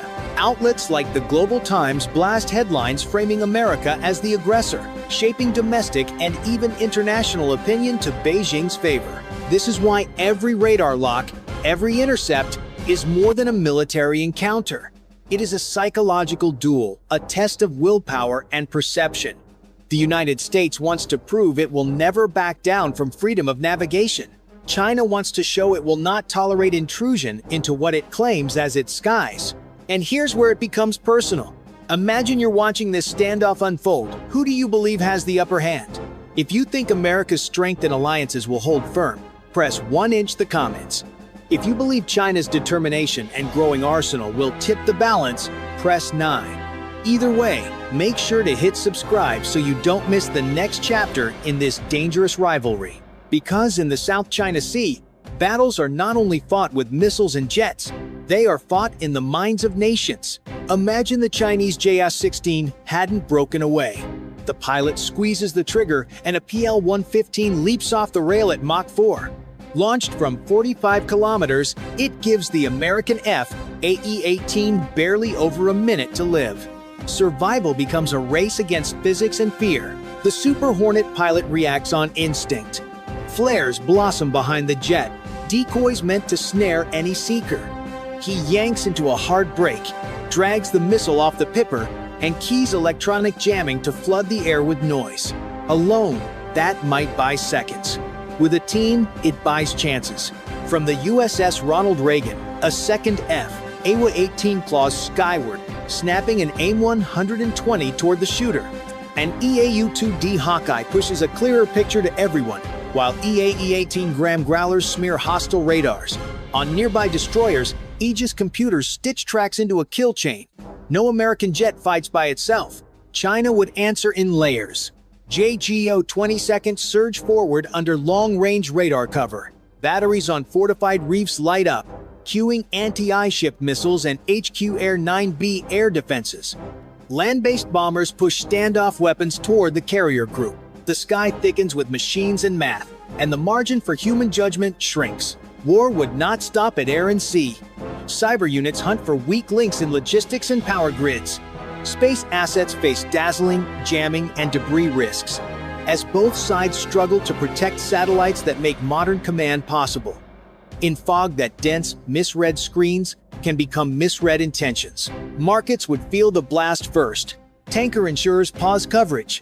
Captains reroute. Singapore throttles traffic to manage risk.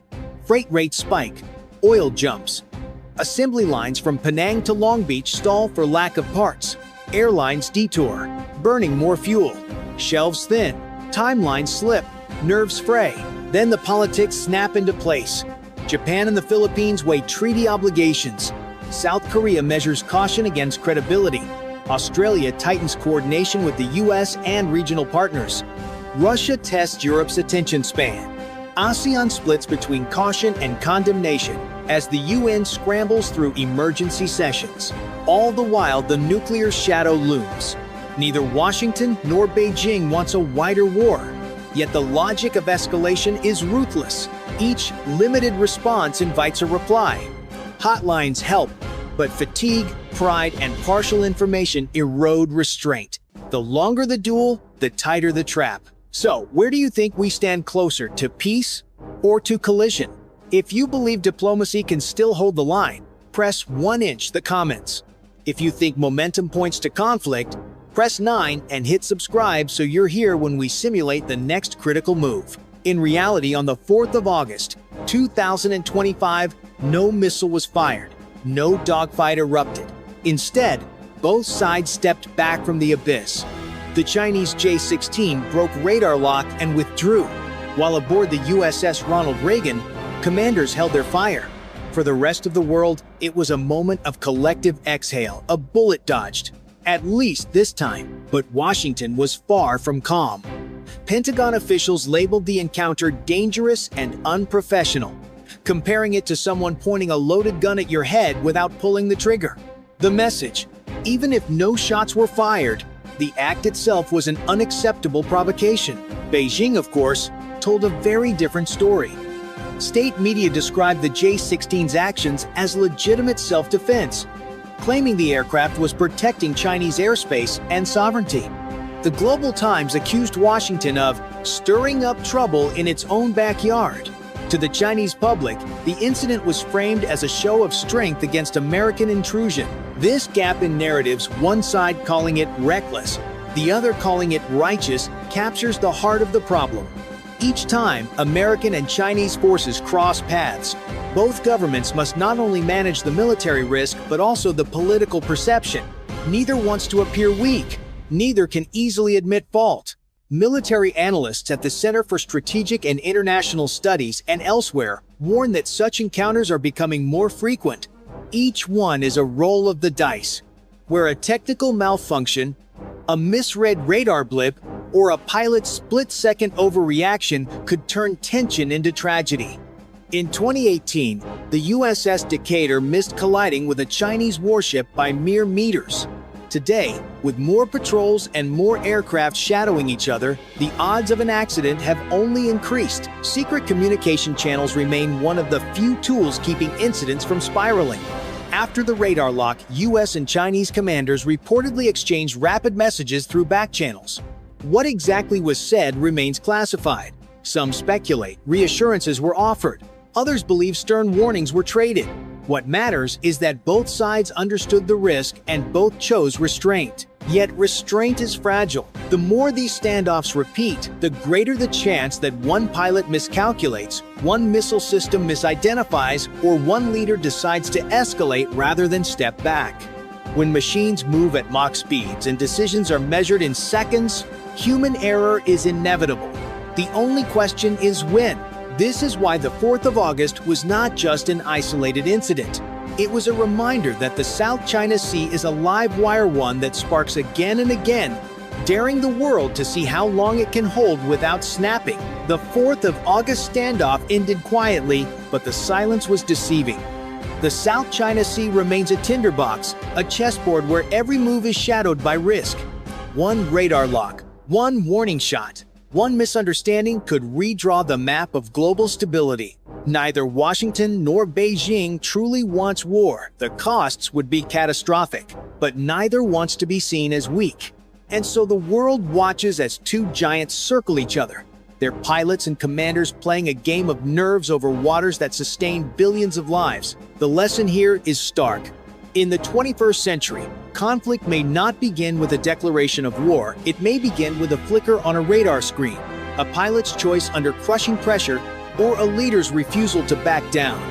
The line between peace and chaos has never been thinner. So let me ask you, if you were that F/A-18 pilot, hearing the words radar lock echo in your cockpit, would you hold steady or fire back? Press 1 in the comments if you believe calm restraint is the answer. Press 9 if you think decisive retaliation is the only way to prevent disaster. And of course, subscribe so you don't miss our next deep dive into the flashpoints shaping tomorrow's battles. Because in the end, the South China Sea does not just test pilots or navies, it tests humanity's ability to choose wisdom over war. It's 9:23 local time on the 26th of August 2025. In the South China Sea, the radar screen aboard USS Princeton suddenly lights up with multiple unknown contacts. A sharp alarm pierces through the ship, echoing down steel corridors. Sailors slam doors shut, running to their stations. On deck, the crew of the cruiser braces as messages flash across the fleet network. Possible hostile air launch bearing east. Far out on the horizon, the silhouette of China's carrier Shandong emerges with escorts in tight formation. Its J-15 fighters are already airborne, weaving against the sunlight. At the same moment, underwater sensors hint at something, lurking, a possible Yuan-class submarine. Within seconds, the U.S. strike group stirs alive. USS Nimitz readies her air wing. Destroyers pivot to defensive stations. Above, E-2D Hawkeye circle, relaying everything through the Cooperative Engagement Capability System.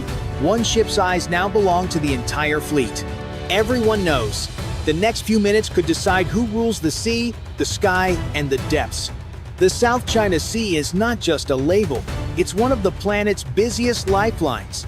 Each day, tankers and container ships squeeze through narrow lanes, carrying fuel, food, electronics, and parts that keep homes lit and factories moving. For the United States, the job is simple to say and hard to do. Keep these lanes open. That's why USS Nimitz, Princeton, Chunghoon, and Kidd are on station today. Across the water, China sails carrier Shandong with a Type 52D destroyer and escorts. J-15 fly combat air patrol overhead. A Yuan-class submarine likely stalks from below, hunting for gaps. The message is clear. Pressure the U.S. group, unsettle the region, and test how far Washington will go to protect free navigation. Capitals from Tokyo to Manila are watching. For Americans, the stakes go beyond pride. If a convoy is delayed or pushed away, insurance can spike, routes bend, and costs hit families home. If a ship is damaged, investors freeze, and allies question U.S. guarantees. Credibility is a weapon. Losing it could take years to rebuild. So the objective is firm. Show presence, avoid accidental shots, and hold the line with layered defense and clear comms. E-2D Hawkeyes stitch the picture through the cooperative engagement capability, turning separate sensors into one set of eyes. RC-135 listen for telltale signals. On deck, an MQ-25 rolls to feed the fighters, while a Virginia-class submarine slips ahead to screen the carriers. Every sailor knows the cost of a mistake. A loose call, a missed radar return, or a rash maneuver could light the fuse. This is a contest of will, as much as firepower. Two navies, two visions of who sets the rules here. If you think the U.S. holds control, press 1. If you believe Beijing's push flips the balance, press 9. 9:47 local time. The air grows tense as the first blips multiply across the fleet screens. USS Princeton's combat systems officer calls them out. 12, now 14 inbound fighters. The J-15 from Shandong angled toward the American formation low and fast, launched the air wing. FA-18EF Super Hornets leap from USS Nimitz, followed by stealthy F-35C. An E-2D Hawkeye keeps the picture stitched together, while EA-18G Growlers split off to jam radar modes and data links. Tanking tracks form as an MQ-25 Stingray circles quietly, ready to feed fuel to the first cap sweep. On the surface, USS Kidd and Chung Hoon set their VLS for quick reaction. Princeton takes the net lead through CEC and issues a single rule: weapons tight. The defense web is armed but silent. The point is to deny a shot, not start one. Tubes stay closed, safety's on. In the ether, the Growlers go to work. Noise blankets, the J-15 radars. Deceptive angles smear returns. Pilots hunting for clean locks instead see drifting ghosts. One section climbs to burn through, another drops lower to escape the haze. Both moves cost time and fuel. The F-35C stay cold and patient, letting the jamming do the heavy lifting. High above, an RC-135 Rivik joint listens. Each Chinese call, mode change, and workaround is recorded and mapped. Back in Hawaii and Washington, analysts turn the live feed into a playbook. Who leads, who follows, which tactic comes first when the pressure rises. Below, a Virginia-class submarine edges toward the Chinese screen and briefly broaches masts up, hull still hidden by chop just long enough to be noticed. It is a calculated whisper. We are here. Farther out, the suspected Yuan-class sub shifts course and depth, choosing distance over a close pass it cannot control. Picture update. The Hawkeye reports multiple groups maneuvering, no weapons inbound. The American fighters hold a firm line, fueled by the MQ-25 and guided by the E-2D. After 20 hard minutes, the J-15 begin to blink low fuel warnings. With radar picture degraded and the U.S. screen unbroken, the Chinese packages peel away to the east to tank and reset. The sea is the same, but the mood has changed. The message is received. The U.S. group is ready, connected, and calm, and Beijing will have to try something else. 10:08 local time. The horizon looks calm, but every console hums. Fresh returns bloom, new J-15 groups lifting and fanning wide. The Chinese surface group tightens. A Type 52D slides closer, just inside the U.S. picture, daring a response. USS Nimitz adds speed for quick deck cycles. Princeton shifts a few degrees south to pull the threat across the strongest sensors. Kidd and Chung Hoon widen spacing for crossing coverage, quiet chess moves with big effects. net check. The E-2D refreshes the composite track over CEC and Link 1-6. F-35C stay mostly passive, watching for tiny course changes that betray intent. Growlers switch techniques, mixing noise and smart deception to warp altitude and speed cues on J-15 scopes. Chinese helicopters lift and run, dipping sonar patterns well outside torpedo range, signaling the undersea fight matters too. The Virginia-class boat has already shifted. Its brief exposure worked. Now it lurks west of Shandong, exactly where escorts hate to look away. A pop-up group appears, fast and low. Princeton calls it, then tightens MCON again. The order holds, weapons tight. Nulka decoys are loaded, chaff and flares ready, but nothing leaves the rails. Discipline over drama. RC-135 rivet joint logs a surge of chatter as controllers juggle fuel and altitude blocks. Jamming steals seconds from every decision. Seconds become miles. Miles become fuel. The J-15 won't have when a merge would matter. On deck, sailors breathe with the scope. The Type 52D shows its bow, then tucks behind its screen. J-15 probe, pull, and reset. Their tracks a restless scribble around the American box. Each probe is met with position, patience, and a harder radar problem. At 10:31, the pattern breaks. Low fuel cautions ripple through the Chinese fighters. The support element sits too far out, timing shaved by the E-2D and Growlers. One by one, J-15 swing east to tank, and the surface group eases back to safer spacing. No missiles, no gunfire, just pressure returned with steadier pressure. If you think the US line held firm here, press 1. If you believe Beijing's push forced the group to blink, press 9. And subscribe to catch the next move. 10:42 local time. The pattern looks set until the sea lifts. A Virginia-class submarine pops to the surface inside visual range of the Chinese screen. Masts up, wake foaming, then slides under in seconds. No hail, no shot, just a shock. Immediate effect. Helicopters claw up and begin tight-dipping sonar orbits.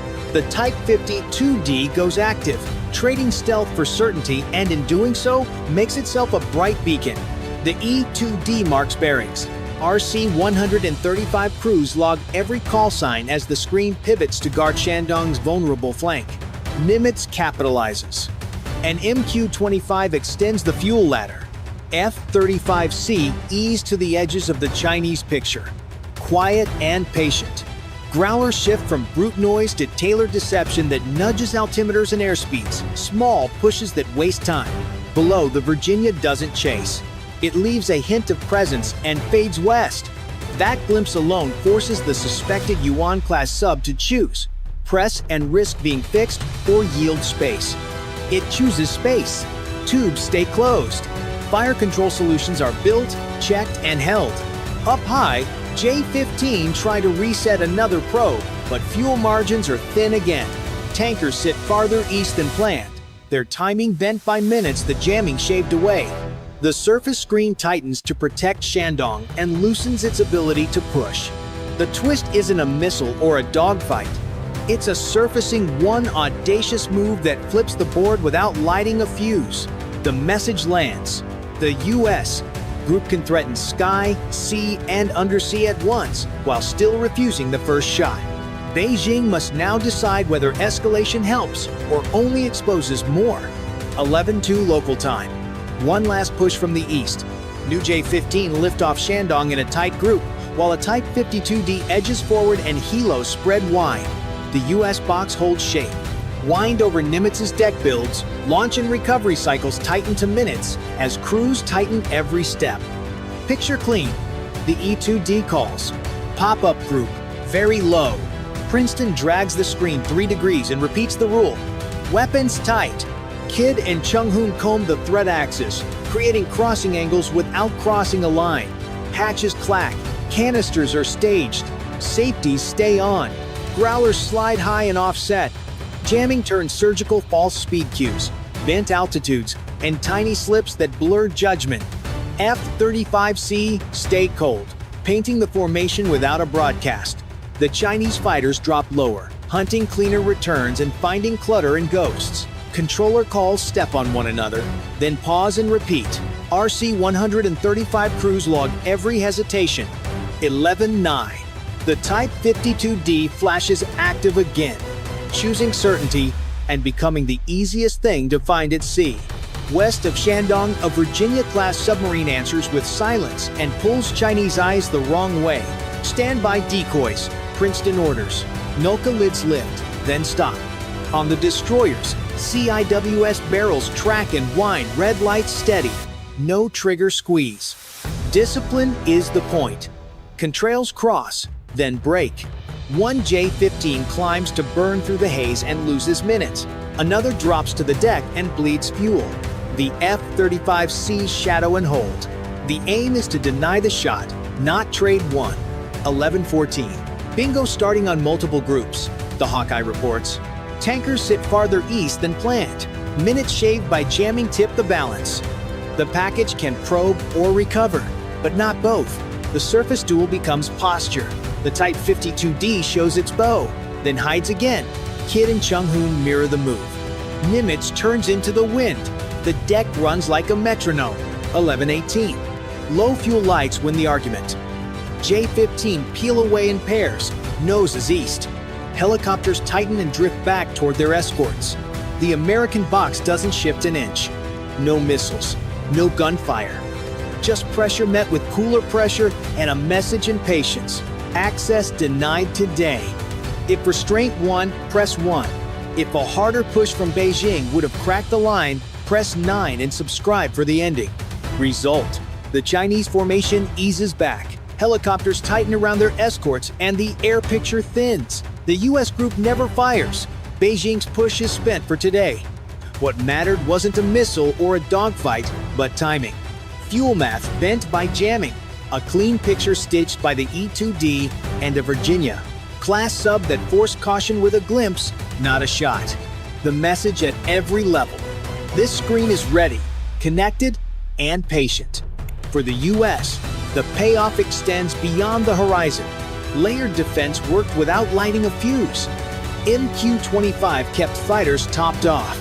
Growlers shaved seconds from Chinese decisions. F-35C watched without broadcasting. The cruiser and destroyers held the line on weapons tight. The group denied access in air, sea, and undersea while refusing escalation rare and noticed in Tokyo and Manila. The takeaway is measured but real. Carriers can still operate in contested water when risk is managed with discipline and data. Insurance desks breathe easier. Shipping schedules hold, and Coast Guards from the Philippines and Vietnam see room to patrol. Credibility, the hardest currency in maritime security, ticks up. For Beijing, today stings. A multi-domain pressure campaign fighters high and low. A surface screen edging forward. A lurking sub met an opponent who didn't blink. Probes burned fuel, not American interceptors. Going active on sonar bought clarity but surrendered initiative. The lone dramatic move came from the other side. A brief surfacing that flipped attention and tempo without a round fired. This doesn't end the contest, it resets it. China can stack shore-based missiles, add tankers, or thicken drone screens. The US can answer with longer jamming loops, tighter refueling ladders, and subs that never show at all. The sea won't stay quiet. Impact. Freedom of navigation holds today, and the region files that away. Next time, the wave could double or arrive with coastal missiles and militia swarms. If you think restraint deterred escalation tonight, press 1. If you believe it invites a sharper test, press 9 and subscribe so you don't miss the next move. It's 5:40 on the 27th of July 2025. In the South China Sea, USS Ronald Reagan catches a hard blip sliding in from the gray. A sharp tone slices the bridge, heads turn. Alarms snap, doors slam, boots hit steel. Watchstanders call bearings and range. Outside, the flight deck wakes handlers, freeze aircraft. Safety nets go up, helicopters sit on alert. Through haze, a low, boxy silhouette grows. A Chinese Type 815-gram spy ship, antennas and domes aimed our way. No shots, no lights. Just a steady approach, closing the gap, one cable at a time. The radio cracks. Unidentified vessel. This is Warship 76. Alter course now. Silence rides the speakers. The EW team powers up. Antennas sweep to listen, and if needed, to jam electronic noise can blind cameras and radars for moments. The captain's voice stays even. Hold safe distance. Do not escalate. Sailors steady their breathing. Pens hover over logbooks. Waves thump the hull. Every second stretches. One wrong call turns a close pass into a headline. The South China Sea is more than waves and reefs. Each day, thousands of ships cross these lanes with oil, grain, and electronics that keep shelves full worldwide. For the United States, guarding this lifeline falls to the 7th Fleet. Today, that duty rests on USS Ronald Reagan. The mission is simple to say, hard to execute. Keep sea lanes open for all without lighting a fuse. Beijing reads the map differently. It claims broad zones, builds runways and radars on artificial islands, and backs them with Coast Guard cutters and militia. The Type 815 grams intelligence ship pressing close is not merely observing, it is testing nerve. Tall masts and white radomes drink in radar modes, radio calls, and flight deck routines, seeking the carrier's timing, the tone of warnings, and the space she will yield. Washington cannot look away. If the carrier yields, allies doubt American resolve. If it pushes too hard, the standoff can harden into crisis. Either path ripples through the economy. Insurance premiums jump when tankers reroute. Factories slip schedules as parts arrive late. Markets shiver at each headline. For sailors on watch, stakes are immediate. One clipped antenna or garbled call can become a diplomatic incident before sunset. Under UNCLOS, warships enjoy navigation rights, but close shadowing sits in a gray zone.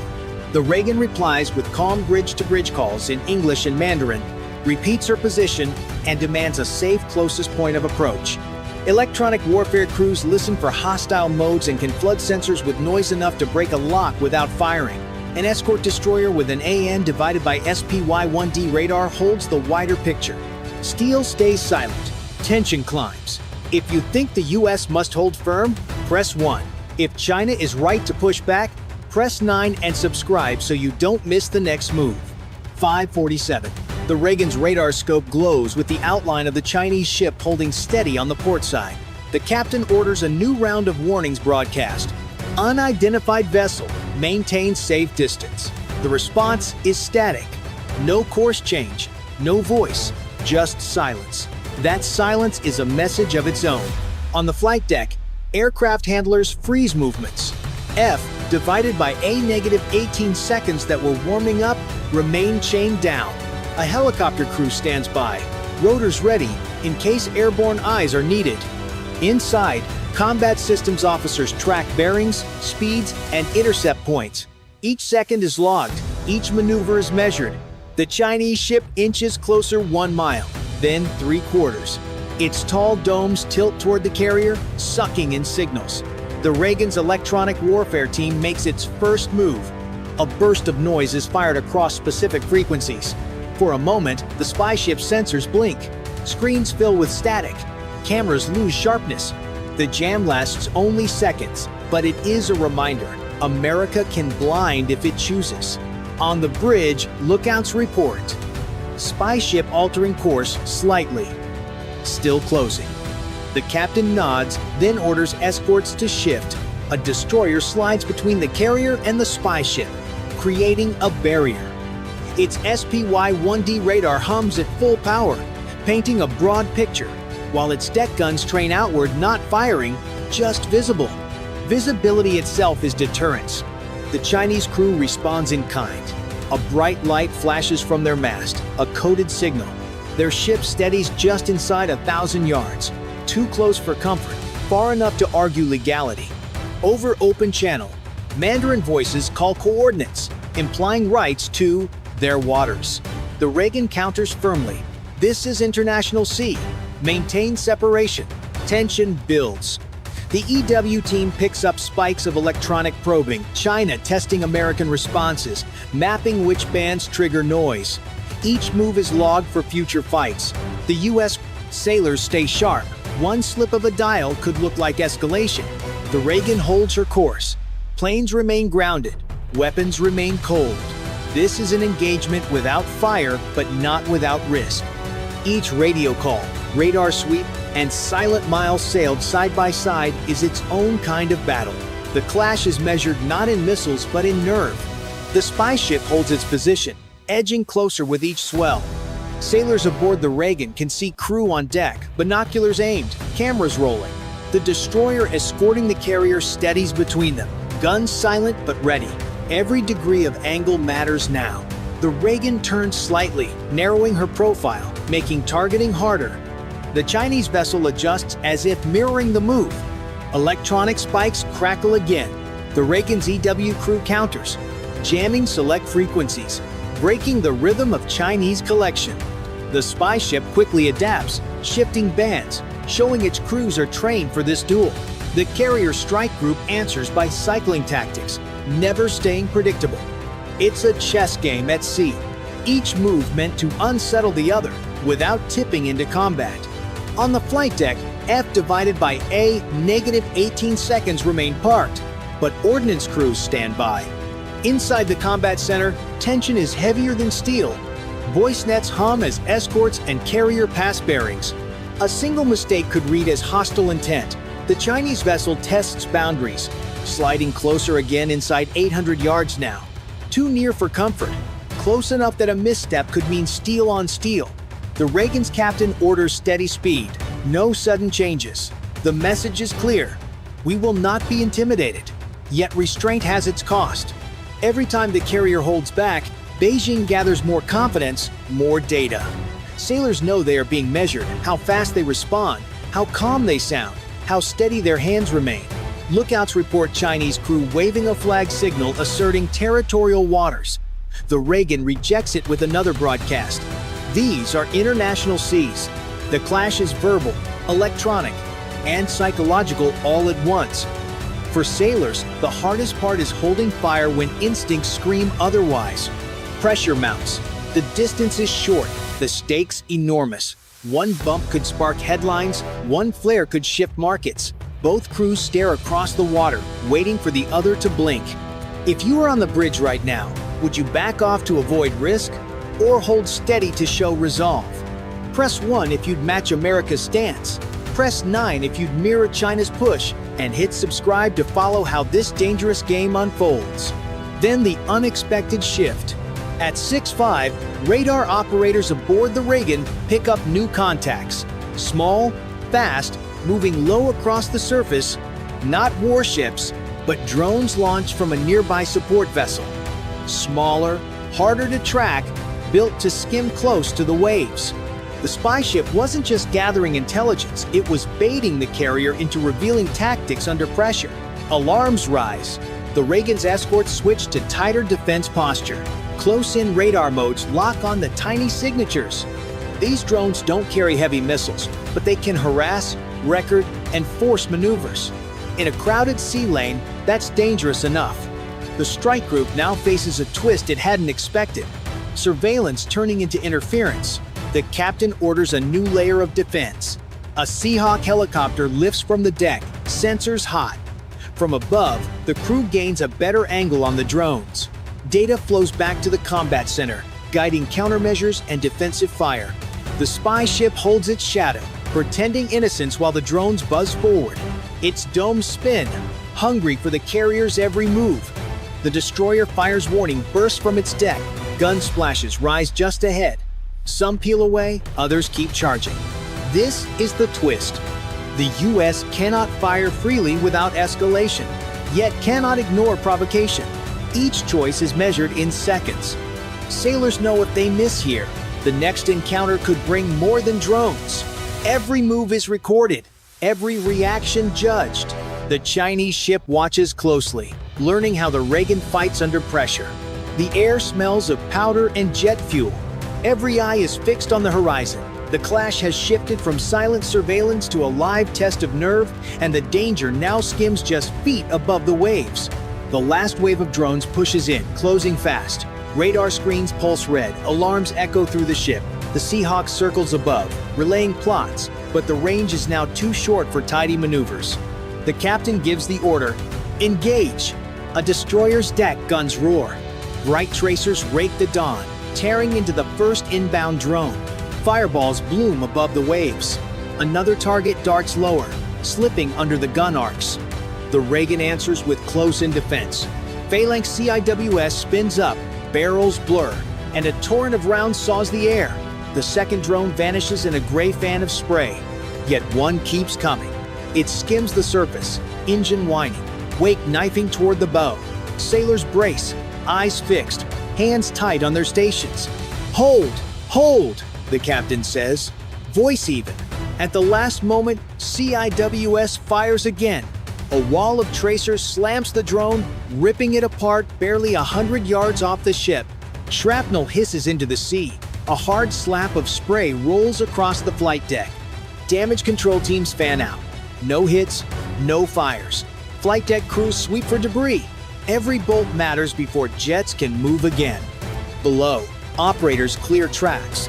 Confirm no follow-on wave. The Seahawk marks the debris field and climbs, sensors searching for the launch source. Nothing obvious, just clutter, distant hulls, and a quiet horizon that doesn't feel quiet at all. Off the port beam, the Chinese spy ship holds its place, cameras steady, domes turning. It speaks only with posture. The message is simple: we can press you without firing a missile.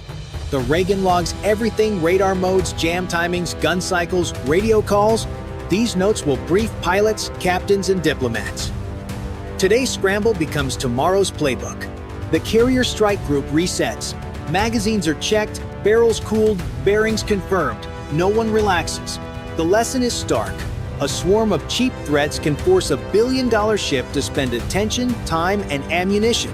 Next time, the swarm could be bigger or paired with a missile shot from shore. The sea looks open, but the space for mistakes has narrowed to inches. This is the climax: raw steel, steady hands, and a rival that measures every heartbeat. If you back the US, firing to hold the line, press 1. If you think China's probing was the smarter play, press 9. And subscribe to see how the next clash unfolds. Result: the Reagan survives, but the message is sharp. The Chinese drones never struck the hull, yet they forced a billion-dollar carrier and her escorts to spend ammunition, burn hours, and expose tactics. For Washington, this proves U.S. defenses work, but also shows how rivals adapt. For Beijing, it's a cheap way to test nerves and collect priceless data. In the wider world, the impact ripples fast. Shipping companies raise premiums, wondering if the sea lanes are still safe. Allies watch closely. Japan, Australia, and the Philippines measure how firmly America holds its ground. If the U.S. falters, partners doubt its shield. If it overreacts, markets tumble. Either way, the balance shifts with every close pass. On board the Reagan, the mood is mixed. Pride for steady hands, tension for what comes next. Sailors write reports, secure systems, and check gear again. The air still carries the smell of powder, a reminder that even without a missile fired, they stood one misstep from crisis. Commanders know the fight was as much about perception as defense. Every radar pulse, every warning call, every burst of fire was recorded, analyzed, and filed into Beijing's growing playbook. For the US, the takeaway is sobering. Cheap tools can bleed time and resources from the strongest fleet.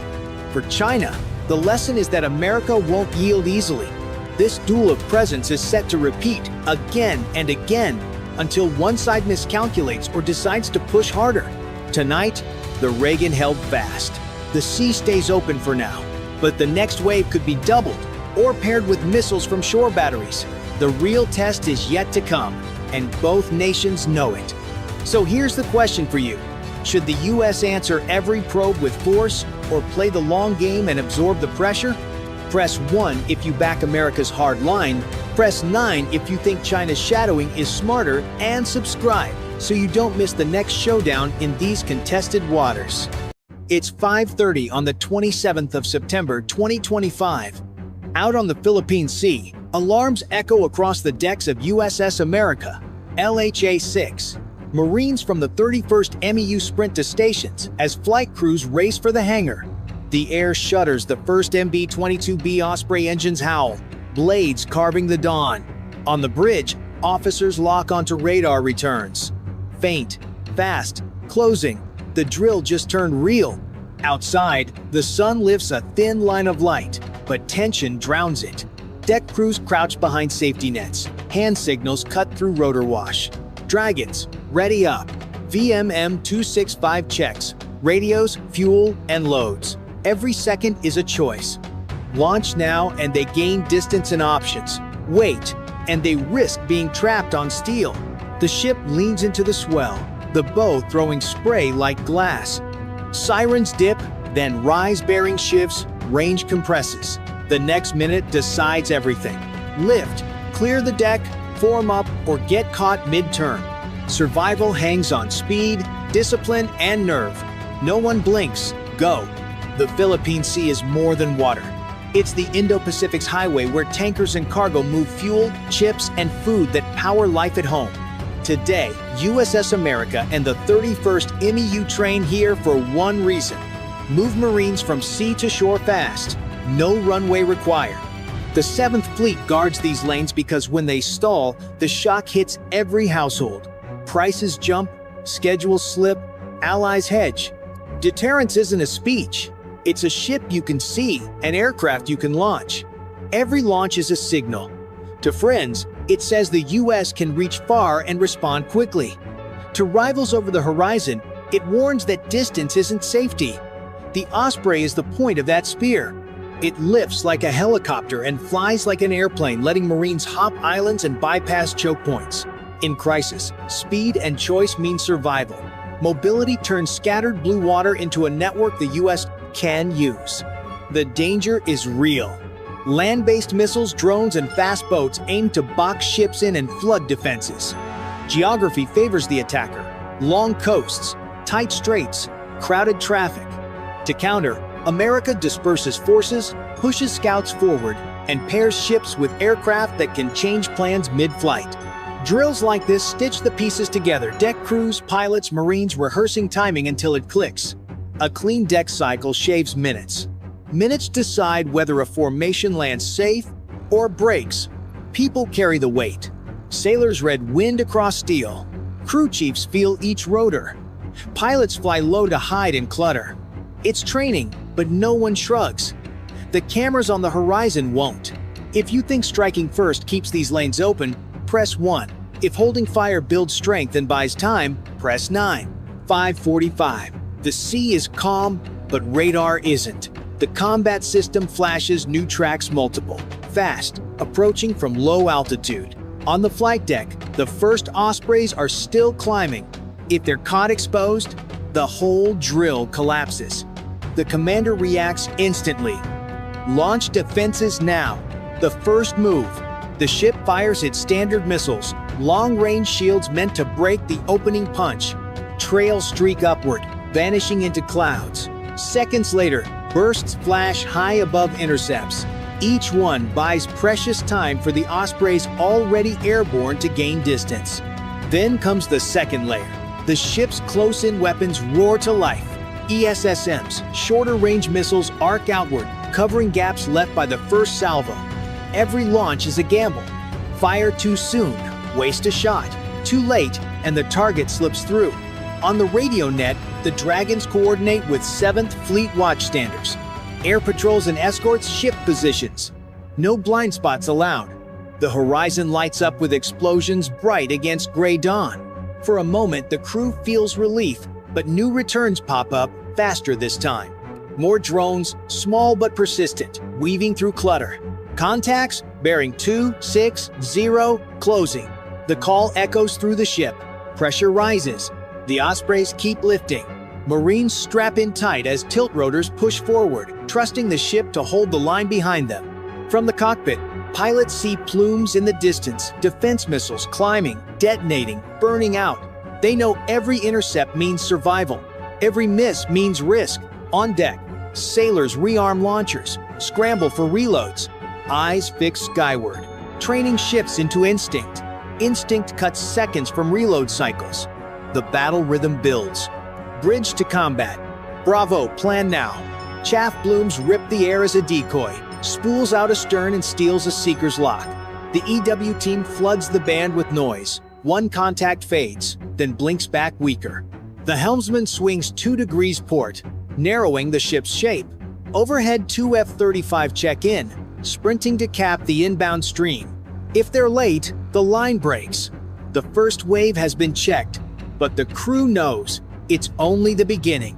More are coming, faster, closer, and if one gets through, the Ospreys in the air and the Marines aboard them are the ones at risk.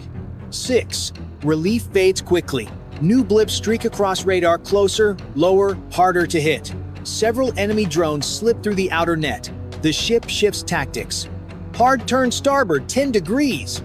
The bow cuts into the swell, angles tighten, narrowing its profile by fractions of seconds, fractions that mean survival. CIWS cannons thunder. Vulcan barrels spin and spit streams of tracers into the haze. One drone explodes, then another, but a third keeps coming. Gunners adjust, squeeze, fire again. Shards rain into the sea. The deck vibrates with each burst, a reminder that no defense is perfect. Above, Ospreys push farther out. Marines grip rifles, strapped into seats. Every shake of the fuselage reminds them the ship behind them is still fighting to keep the skies open. Their mission depends on it. On the bridge, officers weigh every option. Missiles cost millions, drones cost thousands, and uneven fight. Conserve shots, the weapons officer warns, but don't miss. Every decision is a knife's edge. Save a missile and risk a hit, or fire early and run dry. The crew shifts to layered defense. Decoys bloom, cannons track, radar locks, and sailors reload as fast as hands can move. Every station works in rhythm. Detection, lock, fire, reload, repeat.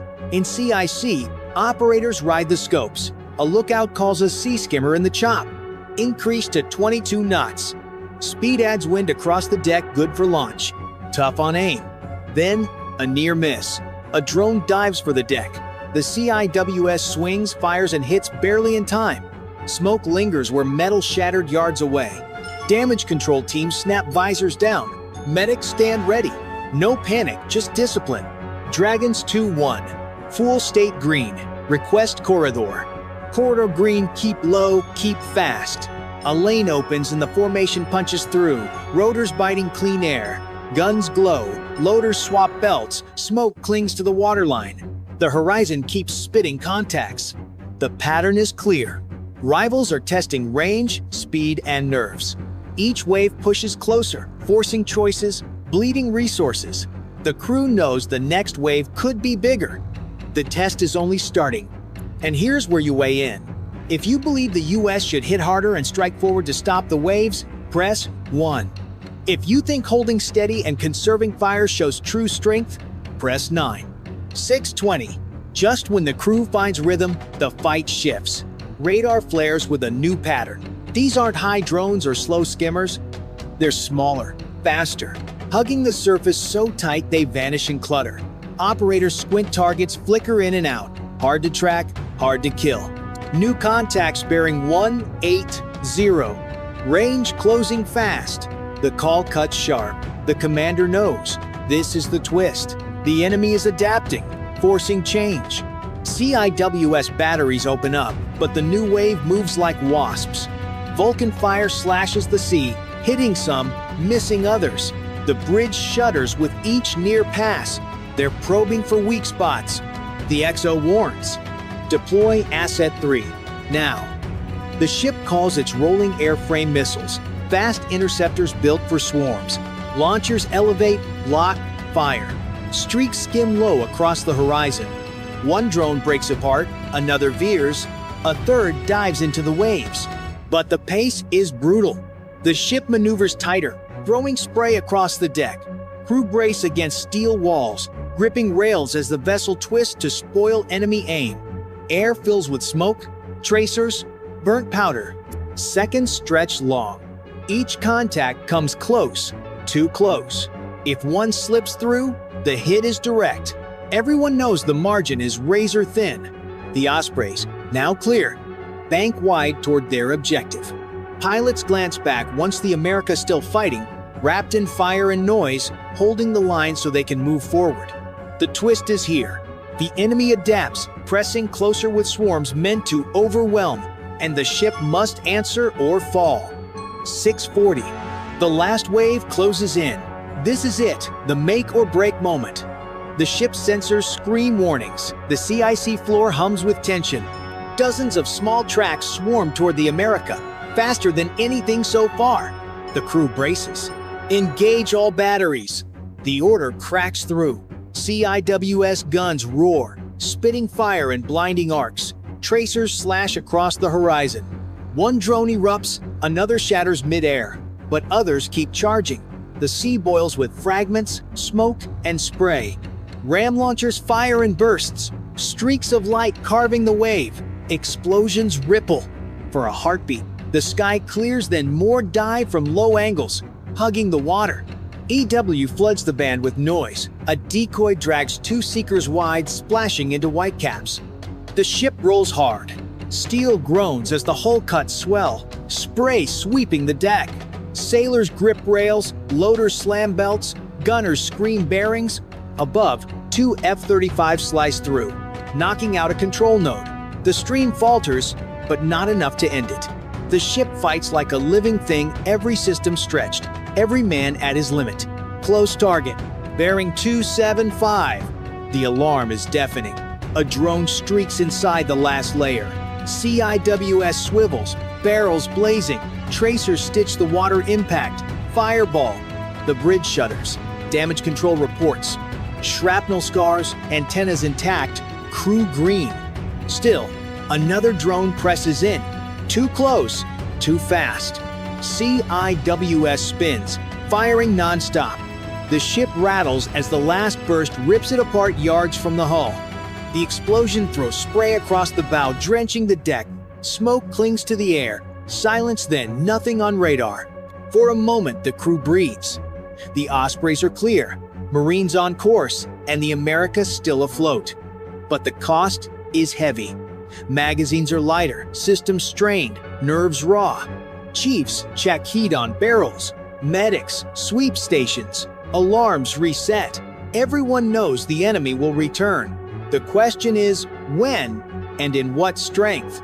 The horizon is calm again, but only for now. The crew wipes sweat, reloads, and braces for the next strike. And now it's your call. If you believe America's will to fight head-on will always hold the line, press 1.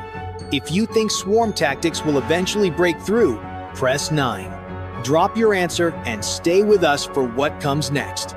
7. The fight is over for now. USS America steadies, smoke curling from her guns, spray dripping down steel. Deck crews move slow, checking damage, patching what they can. The Ospreys are gone over the horizon, Marines pushing forward. The mission continues, but the clash left scars. Result: the ship survived, but at cost. Magazines are lighter, barrels hot, nerves raw. Sailors carry the weight of every close call. They know one missed burst could have sunk them. For the US, this proves defense holds. Layers work. Drills matter. America shows it can fight through waves and keep sea lanes open. Allies see the line held. The Pacific stays open. But the enemy adapts. Cheap drones force costly defenses. Each wave is cheaper to send than to stop. The math favors the attacker. And next time, it may not be drones. It could be missiles from the coast, subs in the deep, or swarms doubled in size. The message is clear. This was rehearsal for the real thing. Tomorrow's wave could be stronger, smarter, and America must pay the price again. Impact. Allies trust the US presence, but see the challenge growing. Rivals learn and sharpen. Every clash is more than survival, it's a fight for initiative in the Indo-Pacific. Tonight, the America stood firm. The sea stayed open, but the horizon holds questions. Will the next strike break the shield, or will the US adapt faster? Below decks, engineers rotate crews, swap scorched barrels, log every fault. Pilots debrief from Ospreys, passing target cues they saw. Signalers scrub recordings, Intel maps launch points along the coast. Logistics officers crunched the math shots. Fired, hits scored, minutes saved by tighter cycles. Commanders tweaked the playbook. More dispersal, deception, faster reloads, counter-swarm tactics, allies closer at hand. Each note written in salt and smoke. This is deterrence as grind, not headline won in inches, kept by practice. And here's where you come in. If you believe America's resolve will always keep the Pacific free, press 1. If you think enemy swarms will eventually overwhelm, press 9. Comment your choice and subscribe so you don't miss the next chapter. In the contested waters of the South China Sea, where every reef has become a chess piece in a global game, a dangerous standoff unfolded. On the morning of the 13th of August, 2025, the guided missile destroyer USS Higgins sailed steadily toward Scarborough Shoal. Its mission was routine on paper, a freedom of navigation patrol, but the moment its radar picked up unexpected contacts racing toward its position, the ocean turned into a stage for confrontation between two of the world's most powerful navies. A sharp voice pierced the radio waves. "U.S. warship, you are in Chinese waters. Leave immediately." It was not a courtesy warning, but a direct challenge to Washington's right to operate in one of the most disputed maritime zones on Earth. Moments later, gray silhouettes rose on the horizon, Chinese warships closing fast, carving sharp lines across the sea as they matched the destroyer's speed. The air was tense. On the starboard side of the Higgins, the Chinese vessels pressed dangerously close, their wakes slicing the calm waters with deliberate precision. For Beijing, this was more than a maneuver. It was a declaration. Scarborough belonged to China, and no foreign power would be allowed to move unchecked. For Washington, however, the voyage was a matter of principle, an assertion that international law cannot be erased by intimidation. Inside the command center of the Higgins, the crew remained calm. Every adjustment of speed, every angle of the helm carried enormous weight. A single mistake, even a miscalculated turn, could have sparked a collision or worse, a clash that might spiral into war. Yet the destroyer held steady. Silence was its weapon. Discipline was its shield. This was no ordinary encounter at sea. It was a test of strength, of willpower, and of the fragile balance that keeps peace from breaking into open conflict. In those tense hours, the world was reminded that peace in the South China Sea is not guaranteed. It hangs by a thread, pulled tight between restraint and provocation. So, what truly happened in that standoff? Why does a cluster of reefs command the anxious attention of superpowers? And why does every close pass between Chinese and American warships feel like the countdown to crisis? To understand, we must look deeper into the clash between law and power, words and weapons, nations and narratives. To understand why Scarborough Shoal has become a flashpoint, we must return to a historic ruling in 2016. That year, after years of legal disputes, the Permanent Court of Arbitration in The Hague delivered a decisive judgment. The tribunal rejected China's sweeping 9-line claim, ruling that Scarborough Shoal lay within the exclusive economic zone of the Philippines under the United Nations Convention on the Law of the Sea. For Manila, the decision was a triumph. It meant access to vital fishing grounds, a stronger legal standing, and international recognition of its rights. On paper, it was a clear victory for justice and the rule of law. Yet the celebration was short-lived. Beijing declared the ruling null and void, insisting that its historic rights outweighed modern treaties. Chinese Coast Guard and militia ships continued to patrol the area, blocking Filipino fishermen as if nothing had changed. This revealed a harsh reality. International law is powerful in words, but powerless without enforcement. The court had spoken, but no mechanism existed to compel China's compliance. Smaller nations looked on, realizing that even a favorable ruling may not shield them when a stronger power refuses to obey. Scarborough thus became more than a reef.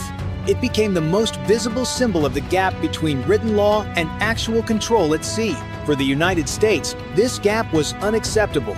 Washington had not ratified UNCLOS, yet its Navy enforced its principles more than any other power. By sailing destroyers like USS Higgins through contested waters, America signaled that rules still mattered, and that no country should unilaterally close off vital sea lanes. The message was clear. Freedom of navigation must remain a universal right, not a privilege granted by the strongest. The clash was no longer just about fishing grounds. It was about a principle that defines the future, whether global rules can protect the weak or whether might alone dictates the outcome. And that is the true weight of Scarborough Shoal. It is not simply territory, it is a test of the world's commitment to law over force. So here's a question for you. If you believe international law must stand firm, press 1 inch the comments. If you think raw power will always decide the outcome, press 9. And if you enjoy these deep dives into the world's most dangerous flashpoints, make sure to subscribe so you don't miss the next analysis. When guns stay silent, words become weapons. After the USS Higgins transited near Scarborough Shoal, Beijing and Washington moved quickly to seize the story. Competing statements, timed for maximum impact, framed the same minutes at sea as two entirely different events. One, a provocation repelled, the other, a lawful passage completed. In the information age, first impressions harden into strategic realities. In China's state media, the incident became proof of control. Headlines claimed the Southern Theater Command had monitored, warned, and drove away the U.S. destroyer. Phrases like protect sovereignty and maintain stability echoed across outlets, crafted to reassure domestic audiences and to signal resolve to neighbors. The subtext was unmistakable. The rules are ours, and our presence makes them real. Washington told the opposite story. Navy officials described a routine freedom of navigation operation, completed without interference and in accordance with international law. The message to allies was steadiness, no deviation, no intimidation, no change in course. By insisting the patrol was uneventful, the United States sought to normalize its presence and to project credibility in defending open sea lanes. Yet independent proof was scarce. No shared radar tracks, no verified imagery, no neutral observers with access to raw data. Operational security, political incentives, and media dynamics combined to lead the public with dueling press releases. Lacking common evidence, international coverage often presented both versions side by side, creating parallel realities that could not be reconciled. This ambiguity carries strategic weight. For Southeast Asian states, uncertainty invites hedging. If America's resolve is doubtful, bandwagoning toward China looks safer. If China's grip seems overstated, balancing returns. In this fog, deterrence credibility is fragile, and miscalculation risk grows, especially when close maneuvers at sea are later packaged as triumphs for domestic consumption. The battlefield extends beyond press rooms. Satellite snapshots, ship spotter feeds, and viral clips shape perceptions in hours, while deepfakes and selective edits threaten to outpace verification. A sharp turn captured at the wrong angle can look like a retreat. A standard warning can sound like escalation. In such a contest, narrative discipline becomes as crucial as seamanship. At sea, credibility rests not only on words, but on weapons. The USS Higgins, an Arleigh Burke-class guided missile destroyer, embodies American sea power. Its Aegis combat system integrates radar, missiles, and command into a single digital brain, able to track hundreds of targets simultaneously. The SPY-1D radar provides long-range detection and early warning, while vertical launch cells carry SM-2 and ESSM missiles for air defense, Tomahawk cruise missiles for land attack, and harpoons to sink enemy ships. For close defense, the Phalanx CIWS fires thousands of rounds per minute, a last-ditch wall of steel against incoming threats. Add electronic warfare suites and decoys, and the ship is more than a vessel, it is a floating fortress. Facing it, Beijing deployed some of its most advanced warships. The Type 052D destroyer carries the YJ-18, a supersonic anti-ship missile feared for its speed and range, designed to penetrate layered defenses. For air cover, it relies on HHQ-9 long-range surface-to-air missiles, coupled with phased array radars that close the gap with Western technology. Alongside them, Type 54 Ampere frigates provide numbers, flexibility, and additional missile platforms. Together, they represent the sharp edge of China's naval rise, proof that Beijing is determined not to be intimidated. Yet weapons alone do not decide encounters. Tactics shape perception. The U.S. destroyer maintained steady course and speed, avoided unnecessary radio chatter, and projected calm professionalism. The strategy was deliberate, showing discipline, avoiding provocation, and reinforcing that the operation was lawful and routine. By contrast, Chinese vessels pressed aggressively closer, issuing repeated warnings, sometimes running parallel at dangerous distances. These maneuvers were meant to create psychological pressure, capture dramatic footage, and later broadcast it as evidence of defiance. This was less a clash of firepower than a contest of posture. The Higgins embodied restraint and confidence. China emphasized proximity and pressure. Both sides signaled strength, but in very different ways. And therein lies the danger. When rival navies test each other in tight waters, a single misstep can turn tactics into tragedy. So now the question falls to you.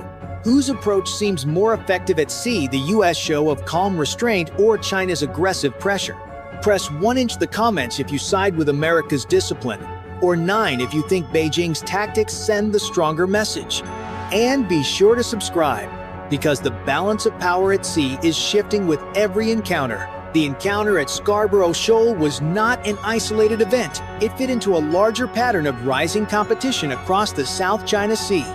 In recent years, China has staged live fire drills, amphibious landing exercises, and missile launches in disputed waters. These were not mere training routines, but political messages, crafted to warn rivals that Beijing intends to dominate the maritime domain. By repeating them frequently, China normalized a state of tension, making the extraordinary seem routine. For smaller nations, the cost of this environment is steep. Even ordinary fishing trips now carry the risk of harassment. Chinese Coast Guard and militia vessels shadow local boats, block access, and use water cannons to drive them away. This constant pressure gradually erodes the confidence of regional governments and forces difficult choices: accept Beijing's claims or face unending friction at sea. Yet resistance is emerging. For the first time, India and the Philippines conducted joint naval drills in the South China Sea. Though modest in scale, the symbolism was heavy. For Manila, it showed that it was not alone in resisting Chinese pressure. For New Delhi, it signaled a willingness to play a greater security role in the wider Indo-Pacific. Both nations, wary of Beijing's assertiveness, found common cause on the water. The United States also deepened its role. Washington and Manila expanded their defense cooperation agreement, granting American forces access to new Philippine bases, some positioned near contested waters and Taiwan. This reassured the Philippines of U.S. support, but raised Beijing's fears of encirclement. From China's perspective, American bases now formed a tightening chain, a network of footholds designed to check its every move. Scarborough Shoal itself remained the hottest flashpoint. Each time Chinese ships blocked Filipino fishermen, the clashes spread instantly online, turning local struggles into international headlines. For the Philippines, the shoal is both livelihood and sovereignty. For Beijing, it is a strategic prize that cannot be lost. The collision of these stakes makes every encounter fraught with risk, every confrontation a step closer to miscalculation. And that leaves us with a choice to consider. Should smaller nations stand firm with allies like the U.S. to resist pressure, or accept China's dominance to avoid constant clashes? Press 1 if you believe unity and alliances are the only way forward, or 9 if you think yielding to Beijing is the more realistic path. Don't forget to subscribe, because the